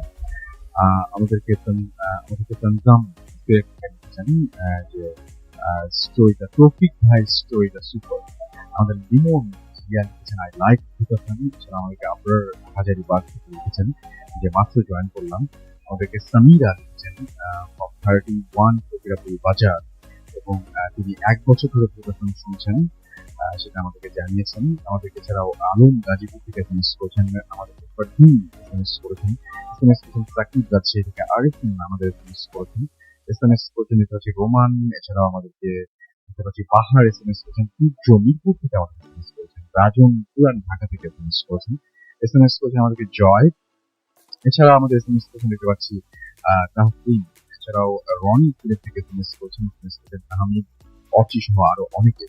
আমাদের ফেসবুক পেজে যে ছবিটা আজকে আপ করা হচ্ছে www.facebook.com/video.tv, সেখানে কিন্তু আপনি ছবির সাথে কোন অ্যাড্রেসে মেইল করতে হবে সেই অ্যাড্রেসটাও পেয়ে যাবেন। আমাদের যে পেজটা রয়েছে, আমার যে পেজটা রয়েছে, সেখানে আপনি যেতে পারেন www.facebook.com/utatham.russell, সেখানে কি আজকে অতিথিদের ছবি দেখতে পাবেন। এবং আমাদের ইমেল করতে হলে আমাদের ইমেল অ্যাড্রেস হচ্ছে utatham@fm, which is dhwtfm@radio.fm। আমরা সরাসরি চলে যাবো আমাদের তৃতীয় অতিথির কাছে, তিনি নতুন এইমাত্র আমাদের সাথে জয়েন করেছেন। আমরা তার কাছে সরাসরি চলে যাবো। কি নাম আপনার এবং কোথা থেকে এসেছেন বলে আপনার হ্যালো ফেমাস, আমি মগবাজার থেকে বিয়ে করছি। তো আসলে শর্টলি আমার স্টোরি চলে দিই। স্টোরিটা আমার এক বড় ভাই, জি। তো টুটু ভাই একটা অভ্যাস যেটা ছিল, উনি মগবাজার বা ইচ্ছা করে কোনো একটি থাকতেন। তো টুটু ভাই একটা অভ্যাস যেটা ছিল যে উনি রাত জাগতেন খুব বেশি। তো যতক্ষণ জাগতেন উনি ছাদে থাকতেন। তো এরকম ইউজুয়ালি তো 2015 পয়লা বছর, তো সেদিন উনি যথারীতি ছাদে উঠেন। তো উঠার পর উনি ফিল করতে থাকলেন যে ছাদের ভিতর কিরকম যেন একটু ফিল হচ্ছে, মানে স্পিরিচুয়াল এরকম কিছু ফিল হচ্ছে। তো উনি সাথে সাথে ছাদে বের হলেন। তো ঘরে যাওয়ার পর উনি কিছু শুয়ে থাকেন। তো উনি 12টার দিকে ছাদে উঠেন। তো যাওয়ার পর উনি যখন একটু রিকভার হওয়ার পর তো উনি চিন্তা করলেন, ঠিক আছে, তো আবার ছাদে যাওয়া যায়, কারণ হয়তো পয়লা বৈশাখ ছিল, তাই একটু টায়ার্ড ছিলাম, জার্নি করেছি। তো তিনি আবার ছাদে যান। ছাদে যাওয়ার পর তার সেম কন্ডিশন থাকে, উনি মানে তার মাথাটা বা ঘাটটা একটু ভারী হয়ে আসে, বাট তিনি তাও ছাদে স্টে করেন। তো এরকম অবস্থাতে উনি ছাদের একটা কোনায় যা দাঁড়ানোর পর উনি লক্ষ্য করেন যে ছাদের আরেকটা কোনায় একটা অবয়ব। তো উনি ওই জিনিসটা রিকভার করার জন্য সামনে যান। তো যাওয়ার পর যেটা দেখতে পারেন যে বাড়ির যে দারোয়ান মুন্সি কাকা, উনি সেখানে। তো এটা দেখার পর উনি একটু নার্ভাস হয়ে যান যে এত রাতে মুন্সি কাকা সেখানে কি করছে। তো মুন্সি কাকাকে যে উনি জিজ্ঞেস করে যে কাকা কি ব্যাপার, আপনি এই টাইমে ছাদে? তো ফার্স্টবার মুন্সি কাকা কোনো অ্যান্সার দিন। তো মুন্সি কাকা ছাদের রেলিংটা ধরে নিচের দিকে তাকিয়েছিল, বিল্ডিং নিচের দিকে। এরকম হওয়ার পর নেক্সট টাইম জিজ্ঞেস করার পর মুন্সি কাকা জাস্ট ঠান্ডা কণ্ঠে এতটুকু বলে যে তার ভাষায় যদি বলে যে আমি চাকরি ছেড়ে দিছি, আর আমার বেতনটা আমাদের দেওয়া হয়নি, আর আমার বেতন ছাড়া আমি জানি না। তো এটা বলার পর টুটুল ভাই যেহেতু তার ছাদে খাওয়া লাগছিল, তো কিছুদিন পর হাঁটাহাঁটির পর উনি নিয়ে যান, আমি তাদের সাথে কোনো কথা বলেন। তো সকালবেলা যখন উনি ঘুম থেকে উঠেন, তার মাকে ডাকবেন। তো ডাক দিয়ে বলে যে মুন্সি কাকা তুমি চাকরি ছেড়ে দিচ্ছে, তো যতটুকু পারো তুমি হেল্প করে দিও টাকা পয়সা দিয়ে। তো আসলে সবচেয়ে শকিং ব্যাপার যেটা, যে তার মা যেটা বলে থাকে যে মুন্সি কাকা মারা গেছে আর 3 থেকে 4 দিন। তো টুটুল ভাই পুলিশ শক হয়ে যায় যে এটা কিভাবে পসিবল, তাহলে রাতে আমি যার সাথে কথা বলবো বা যে আমার সামনে ছিল তাহলে আমি কি দেখবো। তো এই জিনিসটা পুলিশ শক হয়ে যাওয়ার পর তিনি এবং তার মা ইস্কাটনের এক লোকাল হুজুরের কাছে নেন। তো যাওয়ার পর হুজুরকে কাহিনী খুলে বলেন। তো বলার পর হুজুর যেটা বলে যে আপনি আর ছাদে উঠেন না, উনি আপনার কোনো ক্ষতি করবেন না। আর হুজুর আরেকটা যেটা ভালো একটা ইনফরমেশন সেটা হচ্ছে যে এলাকার আরো অনেকেই নাকি দেখতে পাচ্ছে মুন্সি কাকা। ওই জিনিসটা শোনার পর টুকু ভাই খুব ভয় পায়। ভয় পাওয়ার পর উনি আর ছাদে উঠেন তখন। তো এরকম হওয়ার পর উনি একদিন ঘরের ভিতর, এর একদিন পরে উনি ঘরের ভিতর ল্যাপটপে গেমস খেলছিলেন। তো উনি এমন ভাবে বসেছিলেন যে জানালাটা তার পিছনে ছিল আর ল্যাপটপটা সামনে ছিল। তো যখন উনি ল্যাপটপটা অফ করলেন, অফ করার পর উনি দেখলেন যে জানালার ওপাশ থেকে কেউ একজন ক্রস করলো, এরকম একটা শব্দ হলো, ক্রস করলো। তো করার পর উনি পিছন তাকিয়ে দেখাচ্ছেন কেউ। এই জিনিসটা দেখার পর উনি খুব ভয় পেয়ে যায়। আর যেহেতু তার সাবকনশিয়াস মাইন্ডের ব্যাপারটা ছিল মিউজিক ব্যাপার, তো এই জিনিসটা তাকে আরো বেশি এফেক্ট করে। তো করার পর উনি চিন্তা করে যে আচ্ছা ঠিক আছে, তাহলে আমি একটু জলদি ঘুমিয়ে যাবো। তো উনি সবকিছু সেট আপ করার পর যখন উনি বারান্দায় যায়, আসলে উনি তখন যে জিনিসটা দেখতে পারে ওই জিনিসটা উনি কখন এক্সপেক্ট করেন। তো উনি যখন বারান্দায় ঢুকে উনি দেখে যে রাস্তার মধ্যে স্ট্রিট লাইট নিচে মনসু কাকা দাঁড়িয়ে আছে, এবং মানে এমন একটা হবে যে কেউ যদি ভিক্ষা করে কখনো, তার চেহারা যেমন করুণাময় হয়ে থাকে ওরকম ভাবে। আর আমার মসজিদে গেলে যেমন সাধারণত মুনাজাতের জন্য হাতটা জড়ো করে এভাবে দাঁড়িয়ে আছে হোয়াইট পাঞ্জাবিতে, তাকিয়ে আছে বাড়িওয়ালার বারান্দার দিকে। তাদের বাড়িওয়ালা যে ছিল বারান্দার দিকে তাকিয়েছে। তো এটা দেখার পর তো দুটো ভাই খুব ভয় পায় এবং তার চোখটা যায় বাড়িওয়ালার যখন বারান্দার দিকে চোখটা যায় তখন উনি দেখতে পারে যে বাড়িওয়ালার যে ছোট মেয়েটি ওই মেয়েটি সেখান থেকে স্ট্রিট লাইটের নিচে তাকিয়ে আছে সেই মনসুর কাকার দিকে। তো এটা দেখার পর পুরো প্রচন্ড পরিমাণ ভয় পায়, ভয় পাওয়ার পর উনি সেখানে ফেন্ট হয়ে যায়। তো হওয়ার পর সকালবেলা যখন উনি চোখ খুলে দেখে যে তার মা তার পাশে বসে আছে। তো এরপর তার মার সাথে উনি ফুল স্টোরিটা শেয়ার করে যে উনি আসলে এই কাহিনী দেখতে পাচ্ছে। তার মা খুবই শক হয়ে যায় এবং তাকে যে কথাটা বলে যে কালকে 2টা বা 3টার দিকে বাড়িওয়ালার যে ছোট মেয়েটিকে খুঁড়ে দেখছে সেই মেয়েটি অটোমেটিক 3টা বা 2টা-3টার দিকে ব্লিডিং হয়, গলা থেকে প্রচন্ড পরিমাণ ব্লিডিং হয়, হওয়ার পর মেয়েটি মারা যায়। তো এই জিনিসটা শোনার পর উনি দুটো ভাই যথারীতি আবার তৈরি হওয়ার মতো অবস্থা। তো এরকম তো লাশটাকে আনা হয়, তো লাশটা রাখা হয় বিল্ডিং এর বেসমেন্টে। তো বেসমেন্টে যখন রাখা হয় বেসমেন্টে ছোট একটা ঘর ছিল, ওই ঘরের পাশে রাখা হয় লাশটাকে, মেয়েটার লাশটাকে রাখার পর সেখান থেকে প্রচুর দুর্গন্ধ ছুটতেছিল। তো সবাই ফার্স্টে মনে করছে হয়তো যে লাশটাকে হয়তো দুর্গন্ধ করা আসতেছে, বাট পরে যে জিনিসটা ডিসকভার করলো যে জিনিসটা আসলে সেই ছোট একটা রুম থেকে আসছে। তো যারা ভাড়াটিয়া ছিল বা যারা কারওয়ান ছিল ওনারা যায়, রুমটার ভিতরে যায়।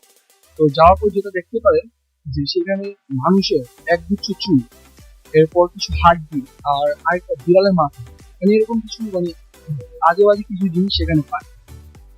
তো পাওয়ার পর সবাইকে খুব ভয় পেয়ে যায়, বাট জিনিসটা তখন ওইভাবে রিভিল করে না যেহেতু একজন মৃত এখানে। তো লাশটাকে যখন দাফন করে আসে বাড়িওয়ালা, মেয়ের লাশটাকে যখন দাফন করে আসে তো ভাড়াটিয়া যারা ছিল তারা সবাই বাড়িওয়ালার কাছে যায় যে আসলে এক্সাক্ট কাহিনীটা কি জানার জন্য। তো বাড়িওয়ালা তখন ব্যাপারটা আসলে খুলে বলে যে মনসুর কাকা যিনি ছিলেন উনি আসলে ব্ল্যাক ম্যাজিক করতেন। তো এই জিনিসটা যখন বাড়িওয়ালা জানতে পারে তখন বাড়িওয়ালা মনসুর কাকাকে বের করে দেয়, ঠিক আছে? আর তাকে বেতনটাও দেওয়া হয় না। তো ওই জিনিসটা শোনার পরে সবাই তো খুব অবাক হয় ব্যাপারটা যে তার মানে কি তাহলে মেয়েটি কি ওই মনসুর কাকার জন্য মারা গেল। তো আসলে এই জিনিসটার উত্তর খুঁজতে তারা ওই লোকাল হুজুরটার কাছে আবার যায়। তো হুজুরটা যে এই এক্সপ্লেনেশনটা দেয় যে মানুষ যদি পৃথিবীতে এমন কিছু অর্জন করে না নিয়ে যেতে পারে যেটা তার পাওনা, যেটা তিনি পান তার কাছ থেকে, তো সেটা থেকে একটা হাহাকার জন্য আর জানের তত্ত্ব হিসাবে তখন সেই জিনিসটা ওইভাবে নিয়ে নেয়। তো বাড়িওয়ালা মেয়েটি যখন মরে এরপর থেকে এই তেমন ভাবে আমি কেউ দেখেনি। তো মানে বুঝে গেছিল যে লাইক রিভেঞ্জ ছিল ব্যাপারটা। ওকে, থ্যাংক ইউ সো মাচ আপনার ঘটনার জন্য। আমরা চলে যাব আবারও পরবর্তী ঘটনায়, আমাদের পরবর্তী অতিথির কাছে। এবং আমাদের সাথে এই মুহূর্তে আছেন সাব্বির, তিনি এসছেন মগবাজার থেকে, রাইট? সাব্বির, আপনার দ্বিতীয় ঘটনাটা আমরা শুনতে চাই। ভাই তো আমি দ্বিতীয় ঘটনা চলে যাচ্ছি। এটা হচ্ছে সিলেটের কোনো একটা বয়েজ হোস্টেলের ঘটনা, নাম মেনশন করতেছি না, বাট ওই হোস্টেলে সবাই বুঝবেন। তো হোস্টেলের ঘটনাটা হয় যে একটা ছেলে একটা মেয়ের সাথে, হোস্টেলের একটা ছেলে তো একটা মেয়ের সাথে রিলেশন হয়। তারপরে কোনো একটা কারণে, ডিপ্রেশনের কারণে ছেলেটা সুইসাইড করে। ছেলেটা সুইসাইড করে হচ্ছে ওই হোস্টেলের পিছনেরই একটা পাহাড় ছিল। ওই পাহাড়টা আবার হোস্টেলের হোস্টেল থেকে দেখা যায়, মানে ওরা যে রুমে থাকতো দেখা যায়। যেটা হয় দুজন ফ্রেন্ড মানে একসাথে থাকতো, তো সাথে ফ্রেন্ডরা মানে একটু কষ্ট পায় যে ফ্রেন্ড মারা গেছে। এমন কিছুদিন পরে হঠাৎ ও রাত্রে জানলা খুলে বসেছিল। তো যেটা দেখলো যে ওর রুমের পিছনে যে পাহাড়টা যেখান থেকে ওর ফ্রেন্ড সুইসাইড করছে, ওই পাহাড়ে মানে একটা অবয়ব অনেক দূরে ঝাপসা বুঝে দেখতেছে একটা অবয়ব, উনি রুমের দিকেই তাকায় আছে, চোখগুলো জল জল করতেছে, অনেক দূর থেকে রিফ্লেক্ট করতেছে।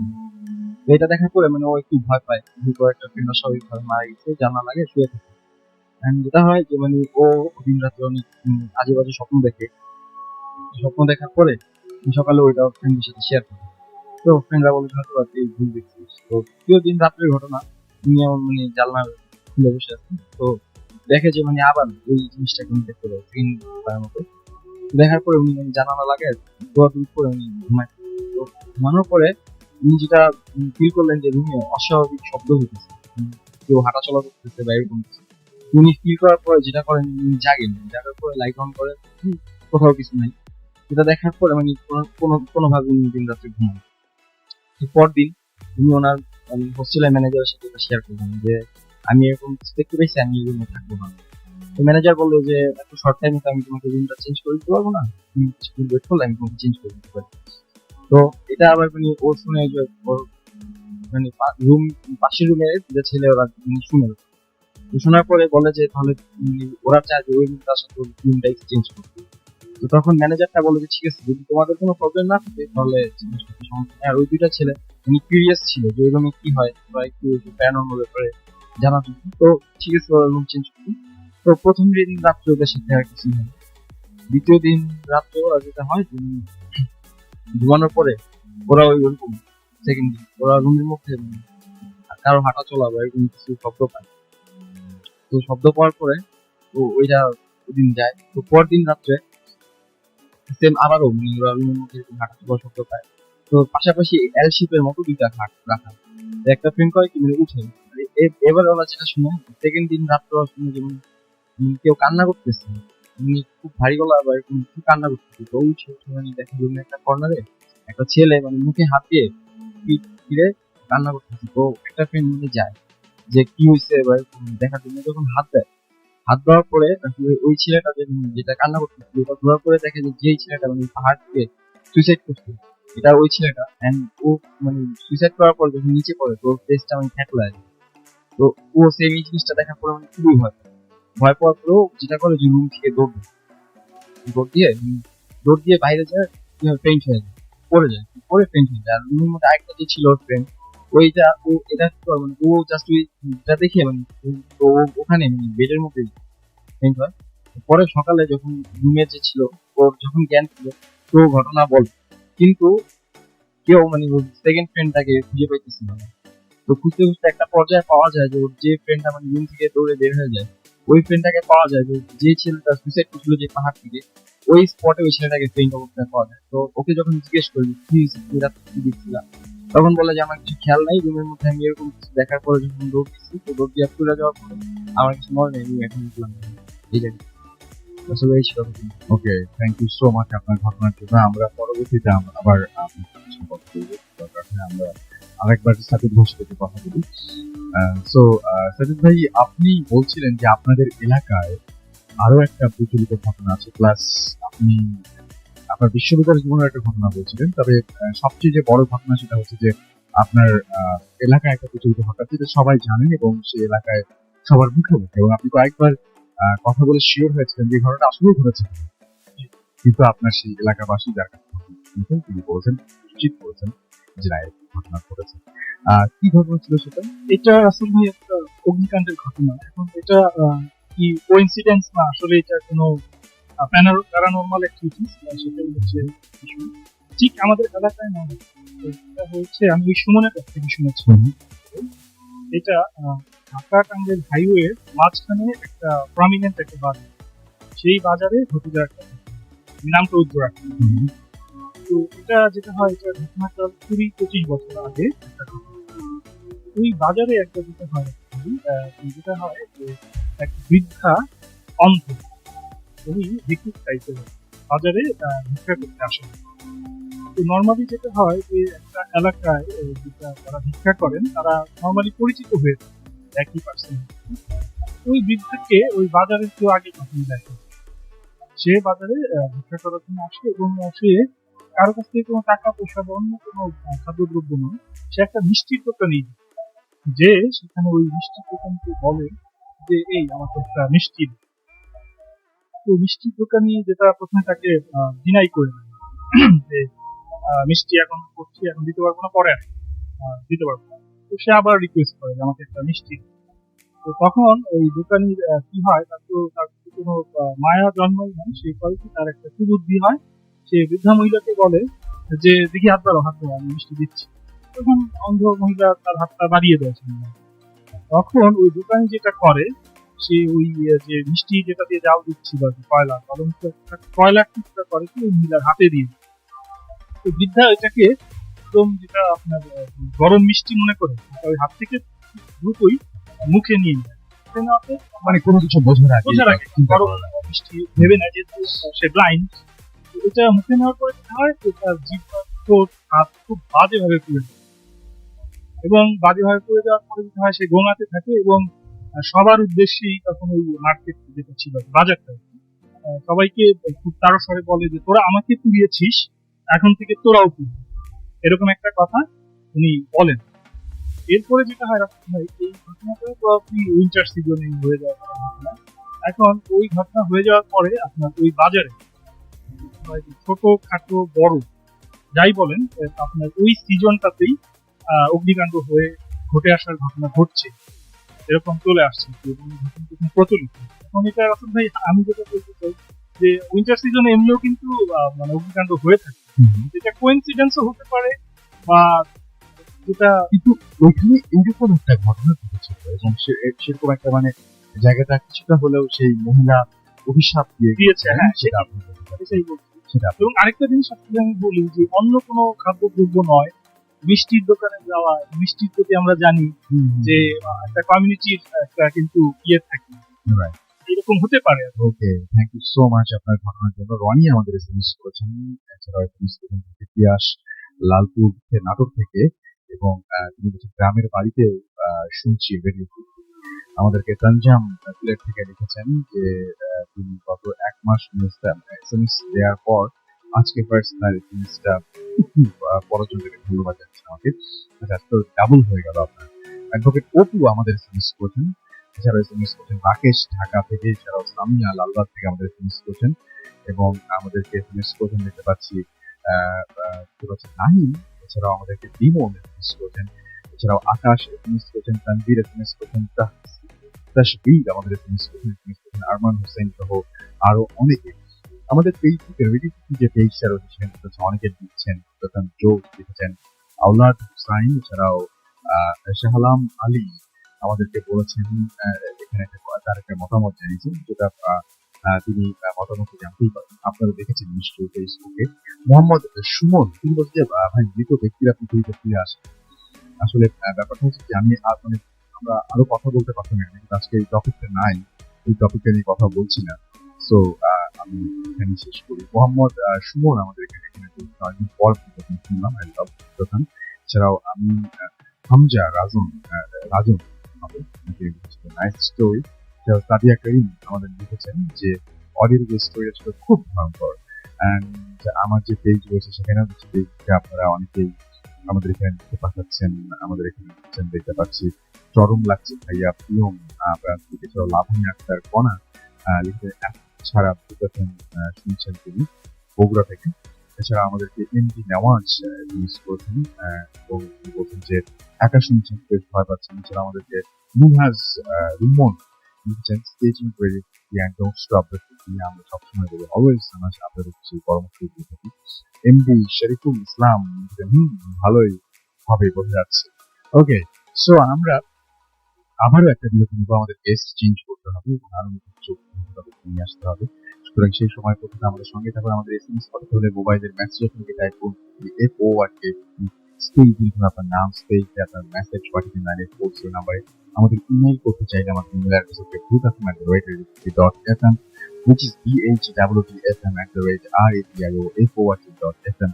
আপনার নাম, ঠিকানা এবং ফোন নাম্বার সহ আপনার জীবনে ঘটে যাওয়া আপনার জিনিসের ঘটনা লিখে পাঠিয়ে দিন আমাদের কাছে, যাতে সেভাবে তারা অডিওটি সরাসরি পাঠিয়ে দিতে পারেন।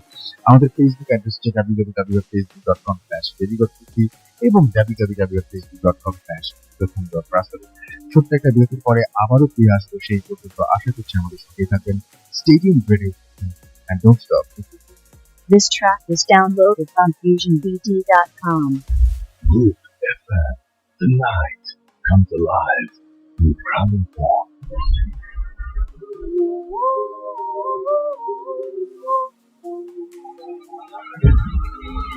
That's right, the night comes alive with Gramophone. This is Russell and we're listening to Radio 80.4 FM. আমার সাথে রয়েছে মাসুম এবং আজকের অতিথিরা।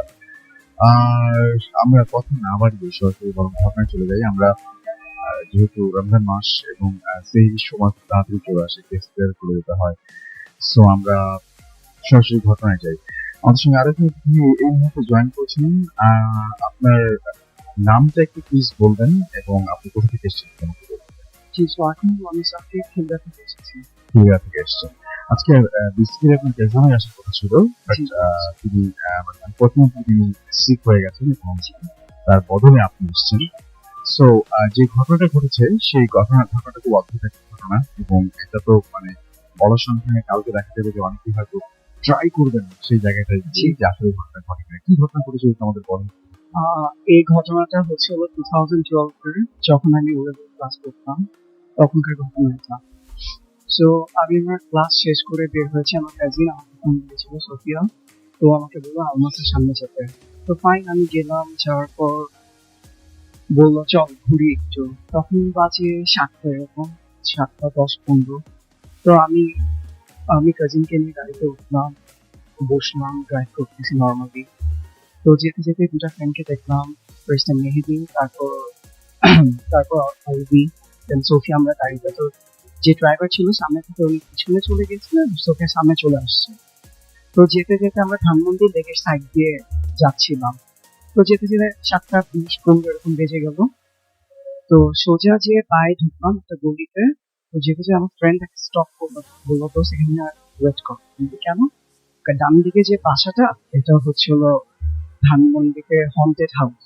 আমি বললাম how do you know that? তো বললাম এটা ভূতের film আমরা প্রায় শুনি, আর ইভেন অনেক ফ্রেন্ডরা এখানে এগুলো প্রবলেম ফেস করছে। তো আমি বলি কিরকম প্রবলেম?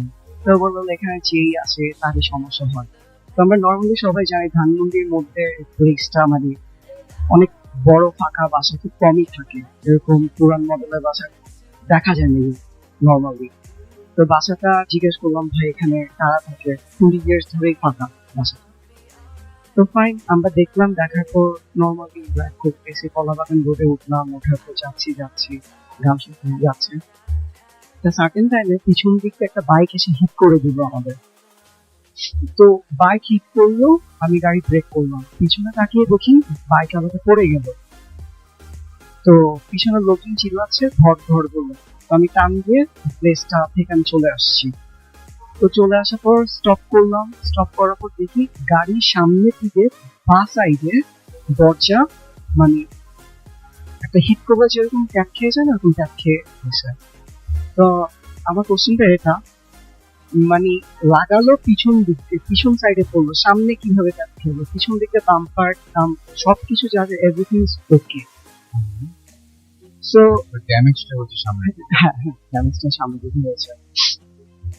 তো আমাকে ও বললো চল বাসায় চল, বাসায় যেয়ে আমি তোকে নামিয়ে দিব তোর বাসায়। ফাইন, ওর বাসায় গেলাম। বাসায় যাওয়ার পর নর্মালি ঘটনাটা নর্মাল লাগতেছিল না।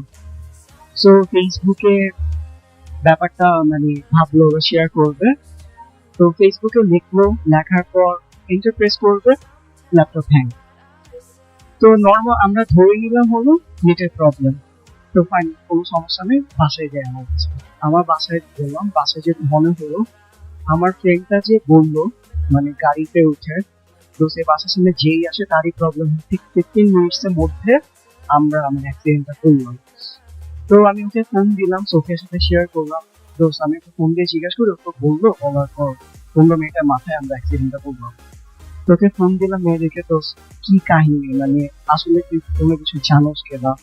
তো বলে না দোষ, আমি তো কোনো কিছু জানি না, কি হয়েছে? তো তুই তো বললি এখানে অ্যাক্সিডেন্ট হবে, 15 মিনিটের মাথায় ঠিক অ্যাক্সিডেন্ট হইলো। তো দোষ আমি তো এই কথা বলবো না। তাহলে এই কথাটা কে বললো তাই? তো আমরা বললাম হলো ফাইন, তুই কালকে 10টায় দেখা করবি, দেখা করার পর ফাইজলামি করবি, তুই সিরিয়াসলি বলবি সবকিছু। তো সবাই বলতেছে, পিছনে ড্রাইভারে বলতেছে জয় মামা তুমি বলছো তুমি বলছো তুমি বলছো। বললাম না তুমি বলো না। ও বলতেছে আমি বলি না এগুলো কোনো কিছু।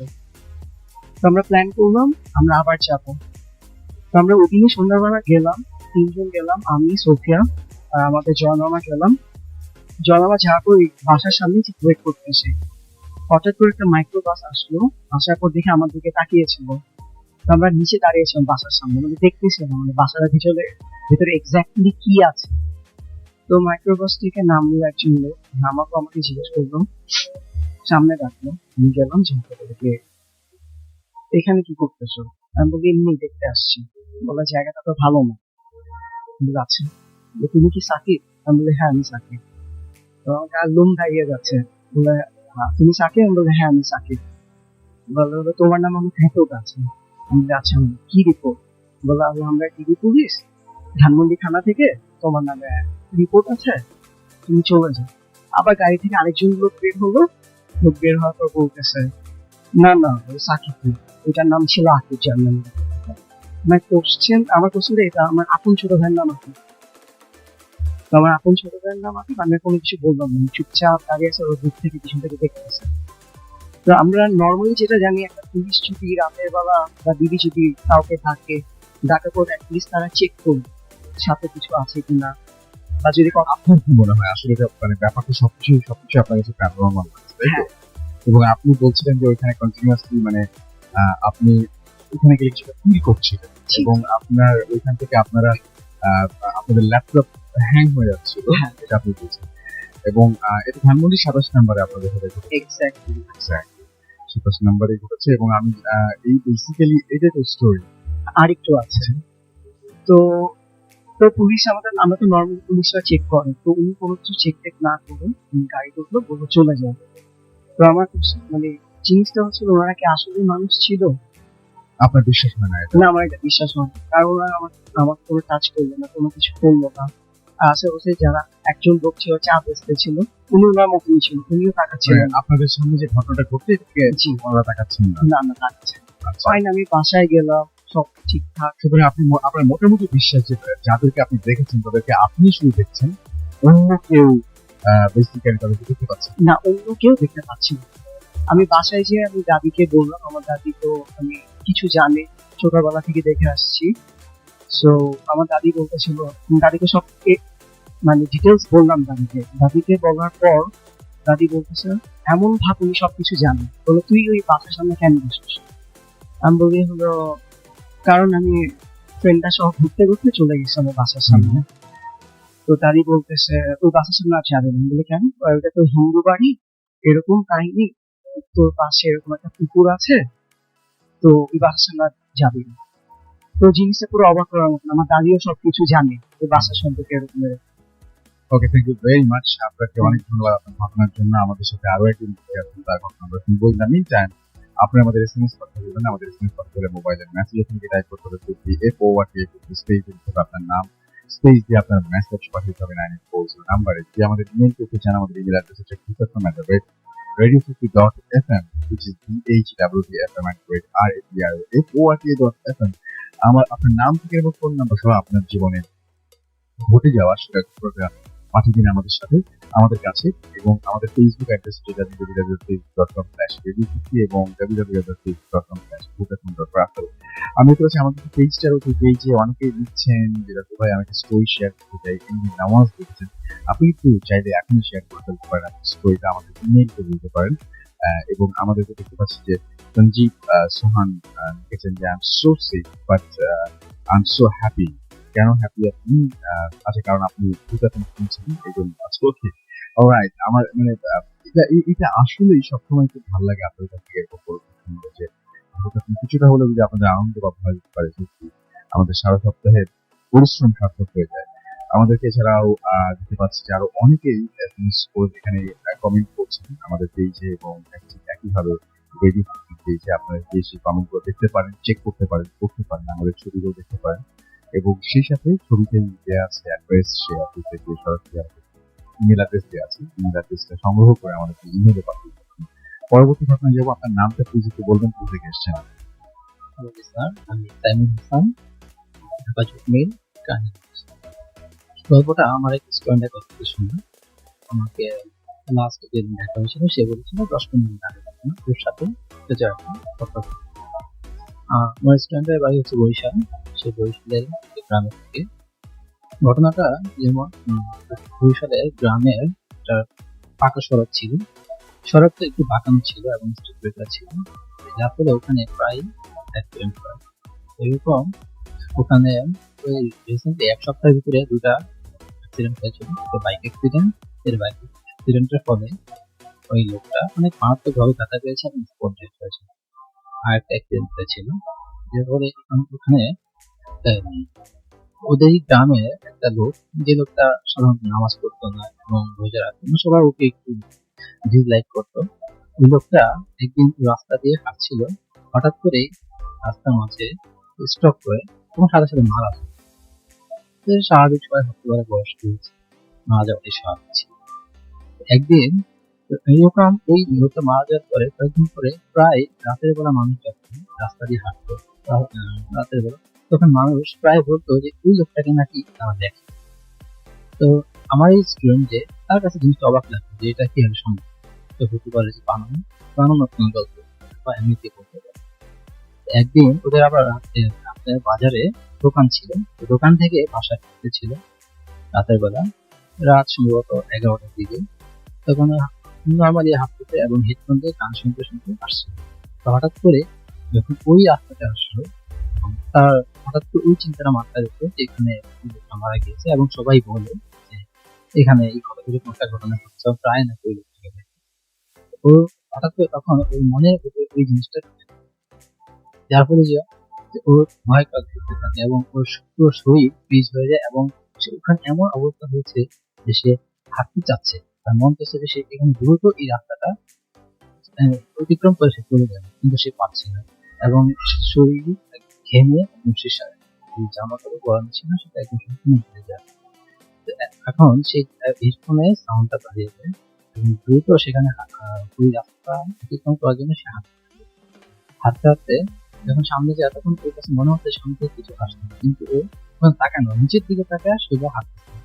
তো যখনই মনে হলো ওকে কেউ পাস করতেছে, তখনই ওর পিছনে তাকালো, পিছনে তাকালো, ও জিজ্ঞাসা করলো যে কে, কে কে। এবং যখন তাকানো হয়েছে তখন দেখলো যে লোকটা একটা ঢালু দিয়ে নিচে চলে গেল। নিচে চলে আরো ভয় পেলো যে নিশ্চয়ই এটা ওই লোকটাই হবে, লোকটা মারা গেছে। তখন সে দ্রুত নিজের বাড়ির দিকে যাচ্ছে, এবং বাড়ি থেকে যাওয়ার সময় একটা মাঠ পড়ে, মাঠের এক প্রান্তে কাজিন বসে আছে, মোবাইল দিচ্ছে। তো দেখছে যে কাজিন, কিন্তু ওর কাছে মনে হচ্ছে যে না, অন্য কেউ হতে পারে। কাজিন ওকে জিজ্ঞাসা করছে কি হয়েছে কি হয়েছে, তখন সে কি বলছে, দ্রুত বাসায় গেছে, এবং বাসায় যাওয়ার পর শরীরে একটা জ্বর এসে গেছে এবং 2-3 দিন এরকম বিছানায় ছিল।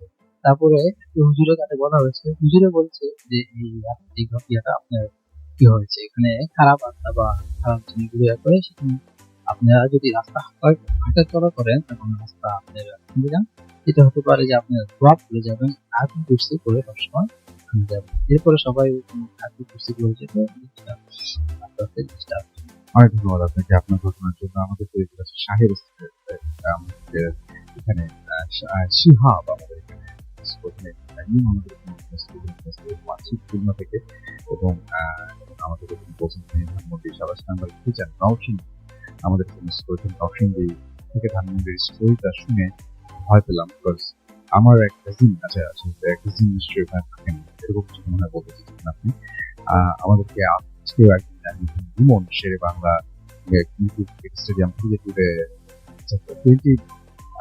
257 episode of Hukasam নাফিসা আমাদের লালবাগ থেকে এসেছেন, এবং তিনি আবার জিজ্ঞেস করেছেন এরপর পরে কি কোইন্সিডেন্সই হবে যে তিনি জিজ্ঞেস করছেন যে হুকামের এইজ কত। ওকে, আমাদেরকে সাগর এসএমএস করেছেন এছাড়া আমাদেরকে লিমন এসএমএস করেছেন, আমাদেরকে আলমগীর এসএমএস করেছেন, আমাদের নওশিন সোহাগ সহ আরো অনেকে। আপনি যদি এসএমএস করতে চান মোবাইলের মেসেজ আপনি টাইপ করবেন FORT স্পেস দিন আপনার নাম, স্পেস দিয়ে আপনার মেসেজ পাঠিয়ে 940 নাম্বারে।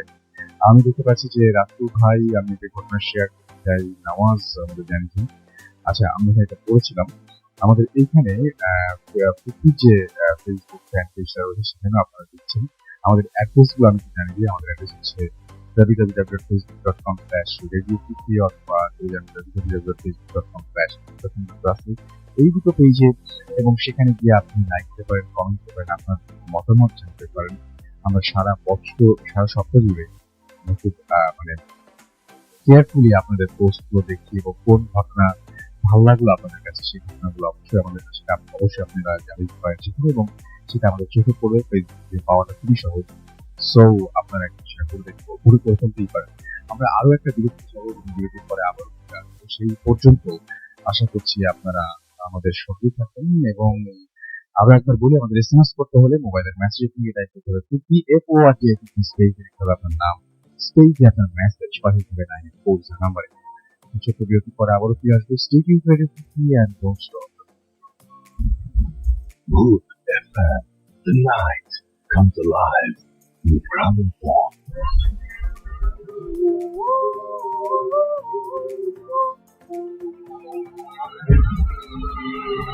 Welcome back. শুনছেন সবসময় রেডিও 58.1 ঘুরতে সময় রাত 1টা বেজে 40 মিনিট, এবং আবির ধানমন্ডি সাবাস থেকে লিখেছেন এবং আজকে রাত্রে ওই বাসায় যাবো ভাবছি।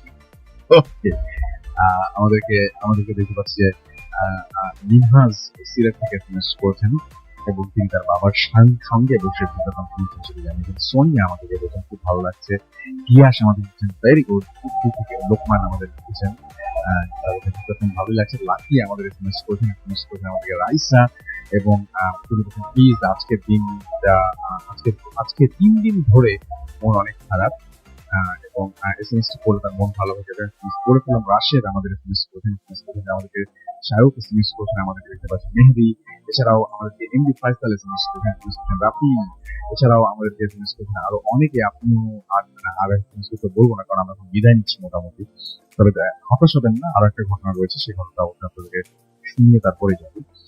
এবং আমাদেরকে যদি আপনি ফেসবুকে কয়েকদিন লিখতে চান বা আপনার অনুভূতি বা যা কিছু হোক জানতে চান, কোন ঘটনাটা ভালো লেগেছে না লেগেছে সেটা যদি আপনি জানতেন তাহলে চলে যান www.facebook.com/radio অথবা www.facebook.com/russell। আমাদেরকে যদি আপনি ইমেইলে ঘটনা পাঠাতে চান তাহলে আমাদের ইমেল অ্যাড্রেসটা হচ্ছে fm@radio.fm@radio.fm। আমাদের শেষ ঘটনার একটা অডিও ক্লিপ, সেটা আমরা কিছুক্ষণের মতো শুনবো, তার আগে আমি বিদায় নিয়ে নিচ্ছি। কথা হবে আবারও আগামী শুক্রবার। তখন হয়তো অনেকেই ঢাকায় থাকবেন, অনেকে ঢাকার বাইরে থাকবেন, অনেকে হয়তো ঢাকার বাইরে যাবেন, এরকম একটা ব্যাপার ঘটে যেতে পারে।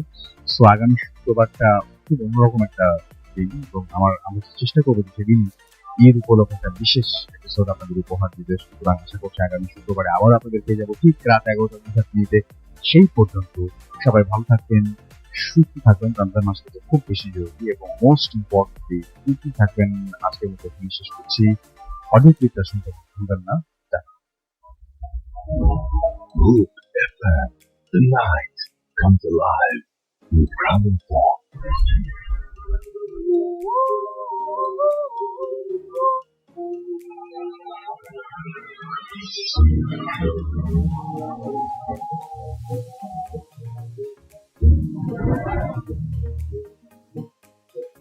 হ্যাঁ আচ্ছা ভাই, আসসালামু আলাইকুম। আমি মারিয়া বলছি চট্টগ্রাম থেকে।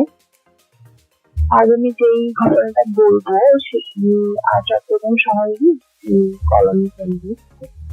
কলোনিটি মেইন শহর থেকে কিছুটা দূরে, কিছুটা দুর্গম। তো সেখানে আমার ছোটবেলায় বেড়ে ওঠা। এই ঘটনায় বলছি আমি ক্লাস 4-এ পড়তাম তখনকার। তো কলোনিটি দুর্গম হওয়ার কারণে অনেকে সেখানে কোয়ার্টার পাওয়া সত্ত্বেও থাকতেন না। তো দেখা যেত যে এমন একটি এরিয়া ছিল ওখানে কলোনির ভিতরে, যেখানে 3টা বিল্ডিং ছিল এবং সম্পূর্ণ ফাঁকা। 3টা বিল্ডিং সম্পূর্ণ ফাঁকা। আর বিল্ডিং থেকে দূরত্ব ভালোই ছিল, আরেকটি থেকে ভালো দূরত্ব অবস্থিত ছিল। আর ছিল 3টি বাংলো। বাংলো 3টিও মানে একদম খালি ছিল, 3টিও থাকতো না। তো সেরকমই একটা বিল্ডিং এর দুটি চারতলা ছিল, প্রত্যেকটা বিল্ডিং এর চারতলা ছিল। সেরকম একটা বিল্ডিং এর 2তলা নিয়ে, নিচতলা এবং তলা নিয়ে আমাদের কেজি স্কুল ছিল। তো উপরের ফ্ল্যাট গুলো খালি ছিল, মানুষজন থাকার উপযোগী ছিল কিন্তু খালি ছিল, তো থাকতে চাইছে না সেখানে। আশেপাশে বিল্ডিং গুলো খালি ছিল, জাস্ট কর্নারে একটা বিল্ডিং কিছু গাছ, তাও তারা মনে হয় একতলা নিয়ে গাছটা থাকতো এবং বাকি গামলা যেসব ছিল ওসব খালি ছিল, একদমই বাগান ছিল পাশে, সবই খালি ছিল।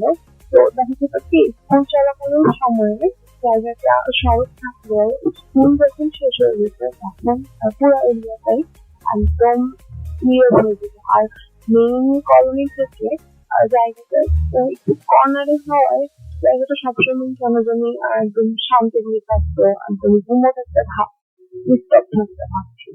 তো একবার কোরবানি ঈদের সময় আমাদের ছোটবেলায় প্রবণতা থাকতো যে গরুর জন্য মালা তৈরি করতে হবে এবং সেই মালাটি ঈদের দিন গরুকে পরাতে হবে। তো সেবার দেখা গেল ঈদের কয়েকদিন আগে আমাদের ছুটি ছিল। তো আমাদের স্কুলের সামনে আবার কিছু ফুলের গাছ ছিল।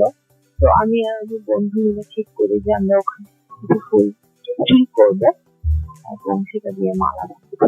তো যেভাবে সেই কাজ আমরা গেলাম, গিয়ে ছুটির পর আমরা সেদিনই আমাদের স্কুল বন্ধ হয়ে যাবে। তো আমরা কি করলাম, দুজন মিলে আমরা একটা জায়গায় ছিলাম যেখানে আমাদেরকে দেখা যাচ্ছিল না। আমরা দাঁড়িয়ে অপেক্ষা করছিলাম কখন দরজা বন্ধ করে চলে যাবে এবং আমরা গিয়ে বাগান থেকে শুনে চুরি করতে পারবো। ঠিক সেই সময় আমরা যখন দেখলাম যে বাগান বেরিয়ে গেল, আমরা গিয়ে শুয়ে নিচ্ছি। তো বাগান থেকে পুরো বিল্ডিংটা আবার দেখা যায়। বাগান বিল্ডিংটি একটু পাহাড়ি এলাকা ছিল এলাকাটা। তো বিল্ডিংটি একটু নিচু হওয়ার কারণে বাগানটি একটু উপরে উঁচু হওয়ার কারণে তো বিল্ডিং বাগানে দাঁড়াতে বিল্ডিংটা খুব ভালোভাবে দেখা যায়। তো আমরা জানি বিল্ডিংটা সম্পূর্ণ ফাঁকা, কিন্তু আমরা যখন করছিলাম হঠাৎ আমার বন্ধু আমাকে দেখে বললো তো দেখ, মনে হচ্ছে আমাদের ডাক। আমরা চারতলায় থাকলাম এবং দেখলাম যে চারতলার বারান্দায় একজন বয়স্ক মহিলা অসম্ভব রকমের ফর্সা, তাদের শরীরের চামড়া অসম্ভব রকমের ফর্সা এবং তার গায়ের চামড়াগুলো একদম কুচকানো। আর সবচেয়ে অদ্ভুত যেটা যেটা সেটা হচ্ছে তার মাথায় একটা চুলও নেই, পুরো মাথাটা একদম সাদা, মানে অসম্ভব ধরনের এলিয়ান টাইপ লাগছিল আমাদের। আমরা প্রচন্ড ভয় পেয়েছি, বুঝলে অনবরত হাত দিয়ে ইশারা করে ডাকছে, মুখে কিন্তু কিছু বলছে না, হাত দিয়ে ইশারা করে ভয় পেয়ে যায়। তো আমার বন্ধু বলে যে আচ্ছা এখানে কিছু আসলে মতো আমরা জানি না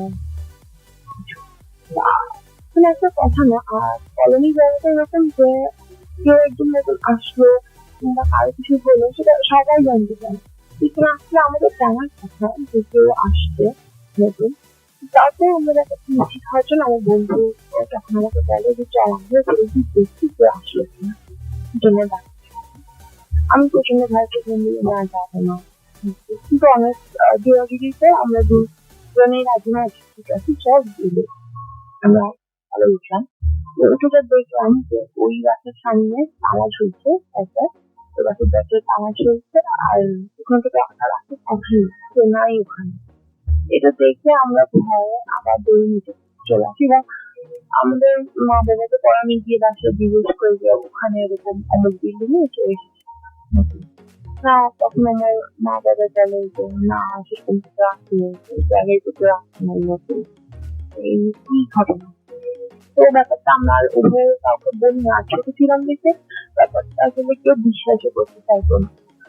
তো এভাবেই চলছিল। তো আমি একটা ওই কলোনি ছেড়ে চলে আসি এবং মোটামুটি ওখানকার ব্যাপারগুলো কিভাবে মনে থাকে যে ওখানে ওরকম ঘটেছিল এক সময়। যাই হোক, তো একবার আমি আবার বসি বন্ধুর সাথে, কলোনির বন্ধুর সাথে একবার দেখা হয়েছিল। তো আমি কথা প্রসঙ্গে এই নৈতিক ঘটনাটা ঘটনা, তো সেই ঘটনাটা উল্লেখ হয় কথাবার্তার মাঝখানে। তো সে আমাকে বললো যে হ্যাঁ ওখানে আরেকটা নৈতিক ঘটনা ঘটেছে। আমি বললাম বললো যে আমরা দুই তিনটা বিল্ডিংয়ের কথা বললাম, তিনটা বিল্ডিংয়ের মাঝখানে বিল্ডিংটা আমার স্কুল ছিল, তার আশেপাশে আরো তিন চারটা বাংলো ছিল যেগুলো সম্পূর্ণ খালি ছিল। তো বাংলোগুলো অনেক বড় এরিয়া ছিল, ওটার আশেপাশে আবার বাগান ছিল। তো বড় একটা এরিয়া, পিছনে পুকুর টুকুরও ছিল, তো বড় এরিয়া নিয়ে বাংলোগুলো ছিল, থেকে ভালো দূরত্ব ছিল। তো সেই বাংলোতে অন্যরা একটা বাংলো ছিল, সেটা আবার কোনো কারণে প্রাকৃতিক দুর্যোগে সম্ভবত ভেঙে গিয়েছিল, কেউ থাকতো না সেখানে, থাকার উপযোগীও ছিল না। তো সম্প্রতি অনেক নিয়োগ হয়, অনেক মানুষ কলোনিতে আসে এবং কলোনি পরিবেশটা চেঞ্জ হয়ে যায়, তার কারণে ওই এরিয়াগুলোতে এখন মানুষ থাকা শুরু করেছে। সেই বাড়িটাকে নতুন করে ঠিক করে বাংলাটাকে ঠিক করে এখন ওখানে থাকার ব্যবস্থা করা হয়েছিল। তো যখন একটা ফ্যামিলি ওখানে থাকতে আসে তার আগে বাংলাটাকে ঠিক করার সময় ওখান থেকে প্রায় 93টার মতো নাকি সাপ বেরিয়ে আসছে বাংলাটা, এখন পরিষ্কার করা হয়। তখন 93টার মতো সাপ পাওয়া যায়, এটা পরে ভিডিও করে রাখা হয়েছিল। একটু আশ্চর্যজনক একটা ঘটনা ছিল। তো যাই হোক, ওটা পরিষ্কার করে ওখানে থাকার ব্যবস্থা করা হয়। একটা ফ্যামিলি আসে, ওরা যেদিন প্রথম ওঠে সেদিন থেকে প্রতি রাতে দরজায় নক করা হয় মেইন গেটে, যেটা নেই নক করা অনেক জোরে নক করে এবং বাংলাগুলো দুতলা ছিল। তো ভদ্রলোক দুতলা কিনে নিয়ে এসে তাদের খুঁজবেন কিন্তু কাজে পেতেন না। এরকম কন্টিনিউয়াসলি প্রথম দিন দ্বিতীয় দিন চলতে থাকে। তো উনি কি করে ভাবলেন যে কারো আশেপাশে কেউ হয়তো দুষ্টামি করছে বা কেউ হয়তো এরকম কি করছে, ওনার সাথে প্র্যাঙ্ক করছে বা কোনো কিছু। তো উনি একদিন গাছ নিয়ে এসে ওখানে ডাক্তার রাখেন তাদের সামনে। তো পরের দিন যেদিন উনি ডাক্তার সেদিনও ওনার এমন ভাবে দরজায় নক হচ্ছেই মেয়ে। তো উনি ভাবেন দাঁড়ান থেকে না আছে তাহলে কে নাকি। তো উনি দরজা খুলেন এবং দাঁড়ান করে তুমি নক করছো কিনা, কারণ তার আমি শুনছি ভিতর থেকে না। আর যিনি ভদ্রলোক বাসায় গিয়েছেন তিনি শুনছেন বাইরে।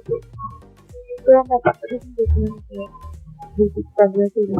তখন তিনি মসজিদের হুজুরের সাথে কথা বললেন। তো উনি পরে বললেন যে বাসায় নিরাপদ করতে এবং উনি আসলেন বাসায় এসে অনেকদিন বাসটা খালি ছিল এবং এমন অবস্থা ছিল যে আমার উপযুক্ত ছিল না। তো আপনি যখন বাসায় উঠলেন তো বাসায় নিরাপদ করার নেই, তুমি এসে নিরাপদ করা দিয়ে গেলেন। তারপরে দুদিন ভালো ছিল কিন্তু তারপরে আবার ঘটনা এরকম ঘটতো যে একবার বাসায় ভিতরে জিনিসপত্র এদিক সেদিক হয়ে যেত, যেমন রান্না করে কোনো জিনিস বেডরুমে পাওয়া যাচ্ছে বা ধরেন টিভি রিমোটটা দেখা যাচ্ছে যে বাথরুমে যাচ্ছে বা কিচেনে থাকছে, এরকম আনইউজুয়াল জিনিস চলে যাচ্ছে। তো এইসব ঘটনার পর তিনি আবার আরেকজন হুজুরের শরণাপন্ন হলেন এবং সেখানে এসে ঘর বন্ধ করে দিলেন এবং বাসার চারদিকে মাটিতে পুঁতে দিলেন। তো এই কোনো একটি সমস্যা হয়নি যতটুকু আমি আমার বন্ধুর কাছ থেকে শুনলাম। তো আসলে ভাই এই ছিল আমার ঘটনা, আশা করি ভালো লাগবে এবং ভালো লাগবে সবাইকে শোনাবেন। সালাম আলাইকুম। Good FM. The night comes alive with Crown Point.